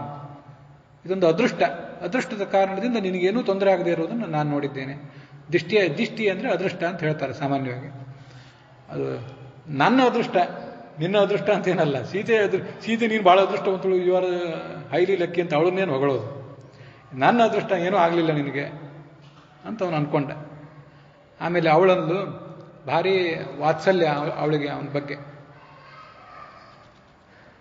ನೀನು ಭಾಳ ಶ್ರಮ ಪಟ್ಟಿದ್ದಿ, ಸ್ವಲ್ಪ ಆಲೋಚನೆ ಮಾಡು, ಎಲ್ಲಾದರೂ ಒಂದು ಕಡೆ ವಿಶ್ರಾಂತಿ ತಗೋ. ಸ್ವಲ್ಪ ನೀನು ಇನ್ನೂ ಹೊತ್ತು ಇಲ್ಲಿ ಇರ್ತೀಯ ಅಂತ ಆದರೆ ನನಗೂ ಒಂದಿಷ್ಟು ಮನಸ್ಸಿಗೆ ಸಮಾಧಾನ ಸಿಗ್ತದೆ. ಆದ್ದರಿಂದ ಸ್ವಲ್ಪ ನೀನು ಇಲ್ಲೇ ಇರು, ಸ್ವಲ್ಪ ಹೊತ್ತು ಇರು. ನನಗಂತೂ ಲಂಕೆಗೆ ಬಂದಾಗಿನಿಂದಲೂ ಅಪಹರ್ತಳಾಗಿ ಇಲ್ಲಿ ಬಂದಾಗಿನಿಂದಲೂ ನಿತ್ಯ ಒಂದಲ್ಲ ಒಂದು ಬೆದರಿಕೆ, ಒಂದಲ್ಲ ಒಂದು ಹೆದರಿಕೆ. ಇವತ್ತು ರಾವಣ, ನಾಳೆ ಮತ್ತಾರು ರಾಕ್ಷಸಿಯರು, ಮತ್ತಾರು ರಾಕ್ಷಸರು. ನಿನ್ನ ದರ್ಶನವೂ ಇಲ್ಲ ಅಂತ ಆದರೆ ಮತ್ತೆ ನನ್ನ ಹೃದಯ ಯಾಕೆ ಉಳಿದಿತ್ತು? ಹೃದಯ ಸೀಳಿ ಹೋಗ್ತದೆ. ಅವರೆಲ್ಲ ಕಪಿಗಳು, ಕರಡಿಗಳು, ಅವ್ರ ಬಗ್ಗೆ ನನಗೊಂದು ಇನ್ನೂ ದೊಡ್ಡ ಸಂದೇಹವೇ ಇದೆ. ನೀನೇನು ನೂರಾರು ಭರವಸೆ ಕೊಟ್ಟು ಹೋಗಿದ್ದಿ, ಅವರೆಲ್ಲ ಬರ್ತಾರೆ ಯಾವಾಗ? ಇಲ್ಲಿ ಅವರು ಬಂದು ಲಂಕೆಯನ್ನು ದಾಟಿ ಯಾವಾಗ ನಾನು ಬಿಡಿಸ್ಕೋತಾರೆ? ಗರುಡ, ವಾಯು, ನೀನು ಹಿಂದೆನೂ ಇದೇ ಮಾತು ಹೇಳಿದ್ರು. ಈ ಮೂವರಿಗೆ ಸಮುದ್ರವನ್ನು ದಾಟೋ ಶಕ್ತಿ ಇದೆ. ಇನ್ನು ಉಳಿದವರೆಲ್ಲ ಬರೋದು ಯಾವಾಗ, ಹೋಗೋದು ಯಾವಾಗ? ಆದ್ರಿಂದ ಸ್ವಲ್ಪ ಹೊತ್ತಿರು ಅಂತೂ ಏನಾದರೂ ಮಾಡು. ರಾಮನ ಕೀರ್ತಿಗೆ, ಅವನ ವೈಭವಕ್ಕೆ ತಕ್ಕಂತೆ ಒಂದು ಕಾರ್ಯ ಮಾಡು. ಆವಾಗ ಅವನು ಹೇಳಿದ, ಅದೇನು ವಿಚಾರ ಮಾಡಬೇಡ, ಇವರೆಲ್ಲರೂ ವಾನರ ಸಹಸ್ರಾಣಾಂ ಕೋಟಿಭಿಹಿ ಅಭಿಸಮೃತ. ಸುಗ್ರೀವ ಕೋಟಿಗಟ್ಟಲೆ ಕಪಿಗಳನ್ನು ಕರ್ಕೊಂಡು ಇಲ್ಲಿಗೆ ಬರ್ತಾನೆ, ರಾಮನೂ ಬರ್ತಾನೆ, ಲಕ್ಷ್ಮಣನೂ ಬರ್ತಾರೆ. ದೇವಿ ನಿನಗೆ ಮಂಗಳ ಆಗಲಿ ಅಂತಂತಾನೆ. ಇದು ಮಂಗಳ ಆಗಲಿ ಅಂತನ್ನೋದು ಭಾಗವತದಲ್ಲಿ ಒಂದು ಮಾತು ಬರ್ತದೆ. ಕೃಷ್ಣ ಕುಶಲಿಯಾಗಿದ್ದಾನ ಅಂತ ಒಬ್ರು ಯಾರೋ ಕೇಳ್ತಾರೆ. ಪ್ರಾಯ ಯುಧಿಷ್ಠಿರ ಕೇಳೋ ಮಾತಿದ್ದಿರಬೇಕು. ಕೃಷ್ಣ ಕುಶಲಿಯಾಗಿದ್ದಾನೆ ಅಂತ ನಾವೇನ್ರಿ ಕೇಳೋದು? ಆ ಪ್ರಶ್ನೆಗೆ ಅರ್ಥ ಏನಂದ್ರೆ, ಕೃಷ್ಣ ಜಗತ್ತಿಗೆ ಕ್ಷೇಮ ಮಾಡ್ತಾ ಇದ್ದಾನ ಅಂತ ಅರ್ಥ ಅಂತ ಭಾಗವತ ತಾತ್ಪರ್ಯ ಆಚಾರ್ಯರು ಬರೀತಾರೆ. ಆ ಶ್ಲೋಕ ನಂಗೆ ನೆನಪಿಲ್ಲ. ನಿನಗೆ ಮಂಗಳ ಆಗಲಿ ಅಂದರೆ ನೀನು ಜಗತ್ತಿಗೆ ಮಂಗಳವನ್ನು ಮಾಡ್ತಾ ಸರ್ವಮಂಗಲ ಮಾಂಗಲ್ಯಳಾಗಿ ನೀನು ಇರು ಅಂತ ಅರ್ಥ. ಇರುವಂತ ಪ್ರಾರ್ಥನೆ. ನಿನಗೆ ಮಂಗಳ ಆಗಲಿ, ನಿನಗೆ ಒಳ್ಳೇದಾಗಲಿ ಅಂತ ಇವನೇನು ಕೇಳೋ ಅಗತ್ಯ ಇಲ್ಲ. ಭಗವಂತನಿಗೆ ಹೇಗೋ ಅಂಥದ್ದೇ ಒಂದು ಪ್ರಾರ್ಥನೆ. ಭಗವಂತನ ಕುರಿತು ಯಾರು ಆಶೀರ್ವಾದ ಮಾಡಿದರೆ, ಅವನ ಬಗ್ಗೆ ಪ್ರಶ್ನೆ ಮಾಡಿದರೆ ಭಗವಂತನ ಕುರಿತು ಕುಶಲ ಪ್ರಶ್ನೆ ಮಾಡಿದರೆ ಅದನ್ನು ವೈಯಕ್ತಿಕ ಕುಶಲದ ಪ್ರಶ್ನೆ ಅಲ್ಲ, ಭಗವಂತ ಜಗತ್ತಿಗೆ ಕುಶಲ ಮಾಡ್ತಾ ಇದ್ದಾನ ಅಂತ ಅದೊಂದು ಪ್ರಶ್ನೆ ಅಷ್ಟೆ. ಹಾಗೆ ದೇವತೆಯ ಬಗ್ಗೆ, ಈ ಸೀತೆಯ ಬಗ್ಗೆನೂ ಕೂಡ ಒಂದು ಪ್ರಶ್ನೆ. ಅವಳ ಬಗ್ಗೆ ಅವನು ಈಗ ಆಡಿದ ಮಾತದು. ರಾಮ ಬರ್ತಾನೆ, ರಾವಣನನ್ನು ಸದೆ ಬಡಿತಾನೆ, ನಿನ್ನನ್ನು ಕರ್ಕೊಂಡು ಹೋಗ್ತಾನೆ, ಇಷ್ಟೆಲ್ಲ ಹೇಳಿದ ಮೇಲೆ ಸೀತೆಗೆ ಅಭಿವಾದನ ಮಾಡಿದ. ಮತ್ತೆ ಆ ಸಮುದ್ರವನ್ನೇ ಅಲ್ಲಿಂದ ಹಾರಬೇಕು ಅಂತ ಅವನು ಪ್ರಯತ್ನ ಮಾಡಿದ. ಅವನು ಆಕಾಶದಲ್ಲಿ ಹಾರ್ತಾ ಇದ್ನಲ್ಲ, ಆ ಸಮುದ್ರದ ಸ್ಥಿತಿ ಹೇಗಿತ್ತು? ಮೊದಲ ಒಂದು ಅರಿಷ್ಟ ಅಂತ ಒಂದು ಪರ್ವತ, ಆ ಪರ್ವತವನ್ನು ಏರಿದೆ. ಅಲ್ಲಿ ಸ್ವಲ್ಪ ಸ್ಪ್ರಿಂಗ್ ಬೋರ್ಡ್ನಂತೆ ಮಾಡ್ಕೊಂಡು ಹಿಂದೆ ಹಾರಿದ್ದ ಅಂತ ಬಂದಿತ್ತು. ಇದನ್ನು ಸ್ಪ್ರಿಂಗ್ ಬೋರ್ಡ್ನಂತೆ ಮಾಡ್ಕೊಂಡು ಮುಂದೆ ಅವನು ಹಾರಬೇಕಾಗಿತ್ತು. ಅನೇಕ ಕಡೆ ಈ ಹನುಮಂತ ಮೊದಲಾದವರು ಹಾರುವುದನ್ನು ಪಕ್ಷಿ ಹಾರುವಂತೆ ಹಾರ್ತಾನ ಅಂತ ತೋರಿಸ್ತಾರೆ. ಪಕ್ಷಿ ಹಾರುವಂತೆ ಹಾರುವುದಲ್ಲ ಹನುಮಂತ. ಇದು ಪ್ಲವಂಗಮ ಅಂತ ಕರೀತಾರೆ ಪಕ್ಷಿಗಳನ್ನು.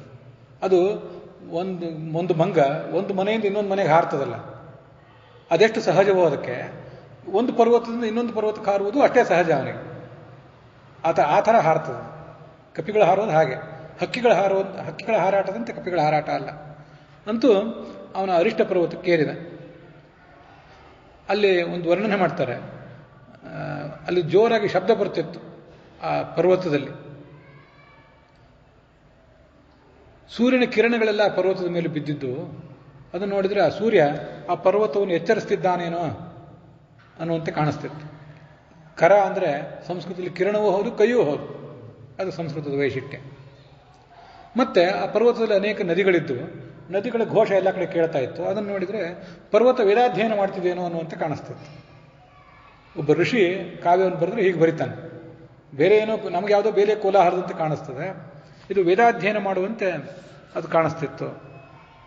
ಆ ಪರ್ವತವೇ ಹಾಗದಕ್ಕೆ ಅರ್ಥ ಬರೀತಾರೆ ವಾಲ್ಮೀಕಿಗಳು.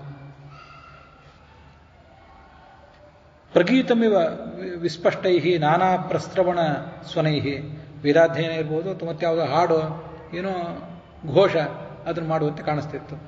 ವೇದಗಾನ ಮಾಡುವಂತೆ, ಪ್ರಾಧೀತಮಿವ ಸರ್ವಶಃ ಅಧ್ಯಯನ ಮಾಡುವಂತೆ ಅಥವಾ ಗಾನ ಮಾಡುವಂತೆ ಕಾಣಿಸ್ತಿತ್ತು. ಇನ್ನು ಕೆಲವು ಕಡೆ ದೊಡ್ಡ ದೊಡ್ಡ ದೇವದಾರು ವೃಕ್ಷಗಳು, ಮುಗಿಲೆತ್ತರದ ದೇವದಾರು ವೃಕ್ಷಗಳು, ಆ ಪರ್ವತ ಕೈ ಮೇಲೆತ್ತಿ ಯಾರಿಗೋ ನಮಸ್ಕಾರ ಮಾಡ್ತಿದ್ದೇನೋ ಅನ್ನುವಂತೆ ಕಾಣಿಸ್ತಿತ್ತು. ವಸ್ತುತಃ ವಾಲ್ಮೀಕಿ ರಾಮಾಯಣದ ಶ್ಲೋಕ ಓದಿದರೆ ಬಹಳ ಸುಂದರವಾದಂಥ ಮಧುರವಾದಂಥ ಭಾಷೆ ಅದು. ಸ್ವಲ್ಪ ಅದನ್ನು ಕವರ್ ಮಾಡೋಣ ಅಂತ ಇವತ್ತು ಮಾಡಿದೆ ಅಷ್ಟೇ. ಅಲ್ಲಲ್ಲಿ ಬಿದಿರಿತ್ತು, ಆ ಬಿದಿರಿನೊಳಗೆಲ್ಲ ಗಾಳಿ ತುಂಬಿತ್ತು, ಜೋರಾಗಿ ಶಬ್ದ ಕೇಳಿ ಬರ್ತಿತ್ತು. ಆ ಸರ್ಪಗಳು ಬುಸುಗುಡ್ತಾ ಇದ್ದವು. ಪರ್ವತವೇ ನಿಟ್ಟುಸಿರು ಬಿಡುತ್ತಿದೆಯೇನೋ ಈ ಹನುಮಂತನ ಒತ್ತಡ, ಅವನ ಭಾರ ಅದು ತಡೆಯದೆ ಅಂತ ಕಾಣಿಸ್ತಿತ್ತು. ಇಷ್ಟು ವಿಶಿಷ್ಟವಾದಂಥ ಪರ್ವತ ಅದು. ಅನೇಕ ಜನ ಮಹರ್ಷಿಗಳು ದೇವತೆಗಳೆಲ್ಲ ಅಲ್ಲಿದ್ದರು. ಇಲ್ಲಿ ಸತ್ಯಧರ್ಮ ಸ್ವಾಮಿಗಳು ಕೆಲವು ಶಬ್ದಗಳಿಗೆ ಅರ್ಥ ವಿವರಣೆ ಮಾಡಿದಾರಷ್ಟು ಹೊರತು ವಿಶೇಷ ಸಂಗತಿ ಏನಿಲ್ಲ, ಆದ್ದರಿಂದ ನಾನು ಅದನ್ನು ಕೋಟ್ ಮಾಡಲಿಲ್ಲ ಅಷ್ಟೇ. ಅಂತೂ ಅವನು ಕಾಲಿಟ್ಟ, ಅದನ್ನು ಒತ್ತಿದ. ಆವಾಗ ಆ ಘೋರ ಶಬ್ದದ ಜೊತೆಗೆ ಅನೇಕ ಕಲ್ಲು ಬಂಡೆಗಳೆಲ್ಲ ನುಚ್ಚು ನೂರಾದವು.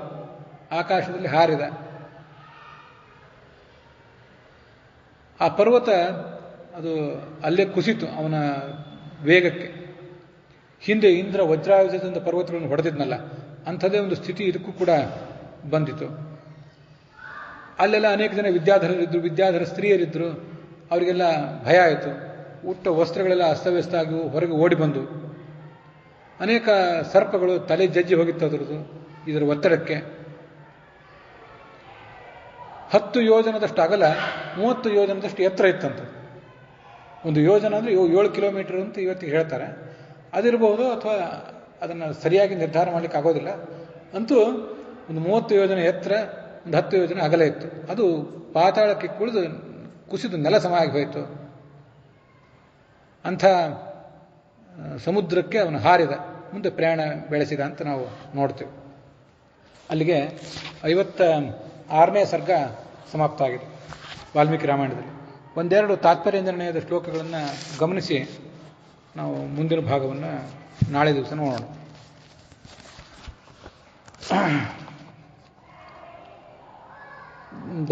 ದದುಹು ದದಾಹ ನಾಸ್ಯ ತತ್ ಮರುತ್ಸಖೋ ಹುತಾಶನಃ. ಈ ಅಗ್ನಿಗೂ ವಾಯುಗೂ ಸಖ್ಯ, ಆದ್ದರಿಂದ ಅದೇನೂ ಮಾಡಲಿಲ್ಲ. ಎಲ್ಲರ ಅವ್ರು ಮಾಡಿರುವ ಆ ರಾಕ್ಷಸರು ಮಾಡುವ ಉಪಟಳವನ್ನೆಲ್ಲ ಇವನು ತಳ್ಕೊಂಡ. ಯಾಕಂದರೆ ಲಂಕಾನಗರ ನೋಡಬೇಕು ಅಂತಿತ್ತು ಅವನಿಗೆ. ಇಲ್ಲಿ ಬರೀತಾರೆ ಆಚಾರ್ಯ, ದದಾಹ ಚಾಕಿಲಾಂ ಪುರೀಂ ಸ್ವಪುಚ್ಛಗೇನ ವಂಧಿನ ಕೃಚಿಸ್ತು ವಿಶ್ವಕರ್ಮಣೋ ಪ್ಯದಹ್ಯತಾಸ್ಯ ತೇಜಸ. ರಾಕ್ಷಸರಿಗೆ ಮನೆಗಳನ್ನ ಹೇಗೆ ಕಟ್ಟಬೇಕು ಅಂತ ಅನ್ನೋದನ್ನು ಪ್ರತ್ಯೇಕವಾಗಿ ಅವರು ತಿಳಿಸ್ಕೊಡ್ಬೇಕಾಗಿಲ್ಲ. ಅದು ಅಲ್ಲದೆ ವಿಶ್ವಕರ್ಮ ಮಾಡಿದ ನಗರ ಅದು ಸ್ವರ್ಣಲಂಕ. ಆದ್ದರಿಂದ ಬೆಂಕಿಯ ಉಪಟಳ ತಡಿಲಿಕ್ಕೆ ಬೇಕಾದ ಉಪಟಳ ಒಂದು ಉಪಾಯ ಅಲ್ಲೆಲ್ಲ ಇದ್ದೇ ಇರ್ತದೆ. ಸಾಮಾನ್ಯ ಬೆಂಕಿ ಅದನ್ನೇನು ಮಾಡಲಿಕ್ಕೆ ಸಾಧ್ಯ ಇಲ್ಲ. ಆದರೂ ಇದು ಬರೀ ಅಗ್ನಿಯ ತೇಜಸ್ಸಲ್ಲ, ಹನುಮಂತನ ತೇಜಸ್ಸು ಸೇರಿಕೊಂಡಿತ್ತಲ್ಲ ಅಲ್ಲಿ. ಅಸ್ಯ ತೇಜಸ, ಹನುಮಂತನ ತೇಜಸ್ಸಿಗೆ ಅದು ಸುಟ್ಟು ಬೂದಿಯಾಗಿ ಹೋಯಿತು. ಸುವರ್ಣ ರತ್ನ ಕಾರಿತಾಂ ಸ ರಾಕ್ಷಸೋತ್ತಮೈ ಸಹ ಪ್ರದಕ್ಷ್ಯ ಸರ್ವಶಃ ಪುರಿ ಮುದಾನ್ವಿತೋ ಜಗರ್ಜಚ. ಇಡೀ ಲಂಕಾನಗರ ಎಲ್ಲ ಬಂಗಾರ ಮುತ್ತು ರತ್ನದಿಂದ ನಿರ್ಮಿತವಾದ್ದು. ಅನೇಕ ಜನ ರಾಕ್ಷಸರು ಸುಟ್ಟು ಬೂದಿಯಾಗಿ ಹೋದರು.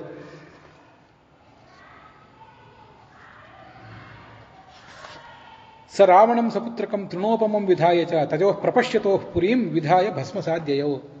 ರಾವಣ, ಅವನ ಮಗ ಇಂದ್ರಜಿತ್ತು ಬ್ರಹ್ಮಾಸ್ತ್ರದಿಂದ ಕಟ್ಟಿದ್ನಲ್ಲ, ಈಗ ನಿನ್ನ ಬ್ರಹ್ಮಾಸ್ತ್ರಕ್ಕೆ ನಾನು ಅಧೀನನಾಗಿಲ್ಲ ಅನ್ನೋದನ್ನು ನೆನಪು ಮಾಡ್ಕೋ ಅನ್ನುವಂಥ ಇತ್ತು ಹನುಮಂತನ ವರ್ತನೆ. ಎಲ್ಲ ಹುಲ್ಲು, ಅವರೆಲ್ಲ ತೃಣಮಾನವರಂತೆ ಕಂಡ್ರು ಹನುಮಂತನ ಪರಾಕ್ರಮದ ಎದುರಿಗೆ. ಅಲ್ಲಿಂದ ಅವನು ಹೊರಟ ನಿಂತ.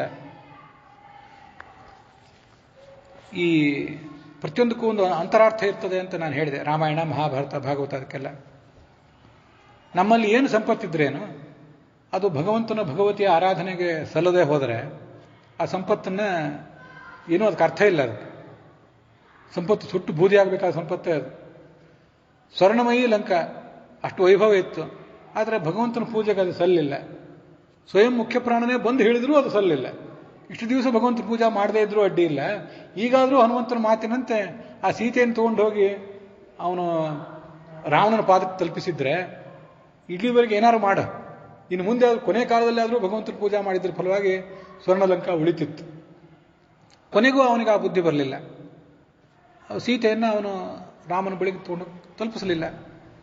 ನಾವು ಶಾಸ್ತ್ರಗಳನ್ನು ಏನು ಓದಿದ್ರೇನು, ಏನು ಕೇಳಿದ್ರೇನು, ಏನು ಪ್ರವಚನ ಮಾಡಿದ್ರೇನು, ಆ ಶಾಸ್ತ್ರಗಳು ಭಗವಂತನ ಗುಣಗಾನ ಮಾಡ್ತವೆ ಅಂತ ಆಲೋಚನೆ ಮಾಡದೆ ಹೋದರೆ, ಶಾಸ್ತ್ರಗಳನ್ನು ಭಗವಂತನಿಗೆ ಹೋಗಿ ಅರ್ಪಣೆ ಮಾಡದೆ ಹೋದರೆ, ಭಗವದ್ಗುಣಾನುಸಾರೇಣ ವೇದಾರ್ಥೋ ನೀಯತೆ ಹಿ ಅಂತ ಭಾಗವತ್ ತಾತ್ಪರ್ಯ ಹೇಳ್ತದೆ. ವೇದಗಳನ್ನು, ವೇದಾರ್ಥಗಳನ್ನು ಭಗವದ್ಗುಣ ಕಡೆ ತೊಗೊಂಡು ಹೋಗ್ಬೇಕು, ಪ್ರತಿಪಾದನೆ ಮಾಡ್ತವೆ ಅಂತ ತಿಳ್ಕೋಬೇಕು. ಹಾಗೆ ಮಾಡಿದವರು ಭಕ್ತಿಯೋಗಿಗಳು. ಅದಿರಲಿ, ಕೊನೆ ಪಕ್ಷ ನಾವು ಒಂದಿಷ್ಟು ಶಾಸ್ತ್ರ ಓದಿದ ಮೇಲೆ ಆದರೂ ಇವೆಲ್ಲ ಭಗವಂತನ ಗುಣ ವರ್ಣನೆ ಮಾಡ್ತವೆ ಅಂತ ತಿಳ್ಕೊಳ್ಳದೆ ಹೋದರೆ, ಭಗವಂತನನ್ನು ಆ ಮೂಲಕವಾಗಿ ನಾವು ಆರಾಧಿಸದೆ ಹೋದರೆ ನಮ್ಮ ಸಂಪತ್ತು, ನಮ್ಮ ಬುದ್ಧಿ, ನಮ್ಮ ದೇಹ ಎಲ್ಲವೂ ಕೂಡ ನಷ್ಟ ಆಗಿ ಹೋಗ್ತದೆ.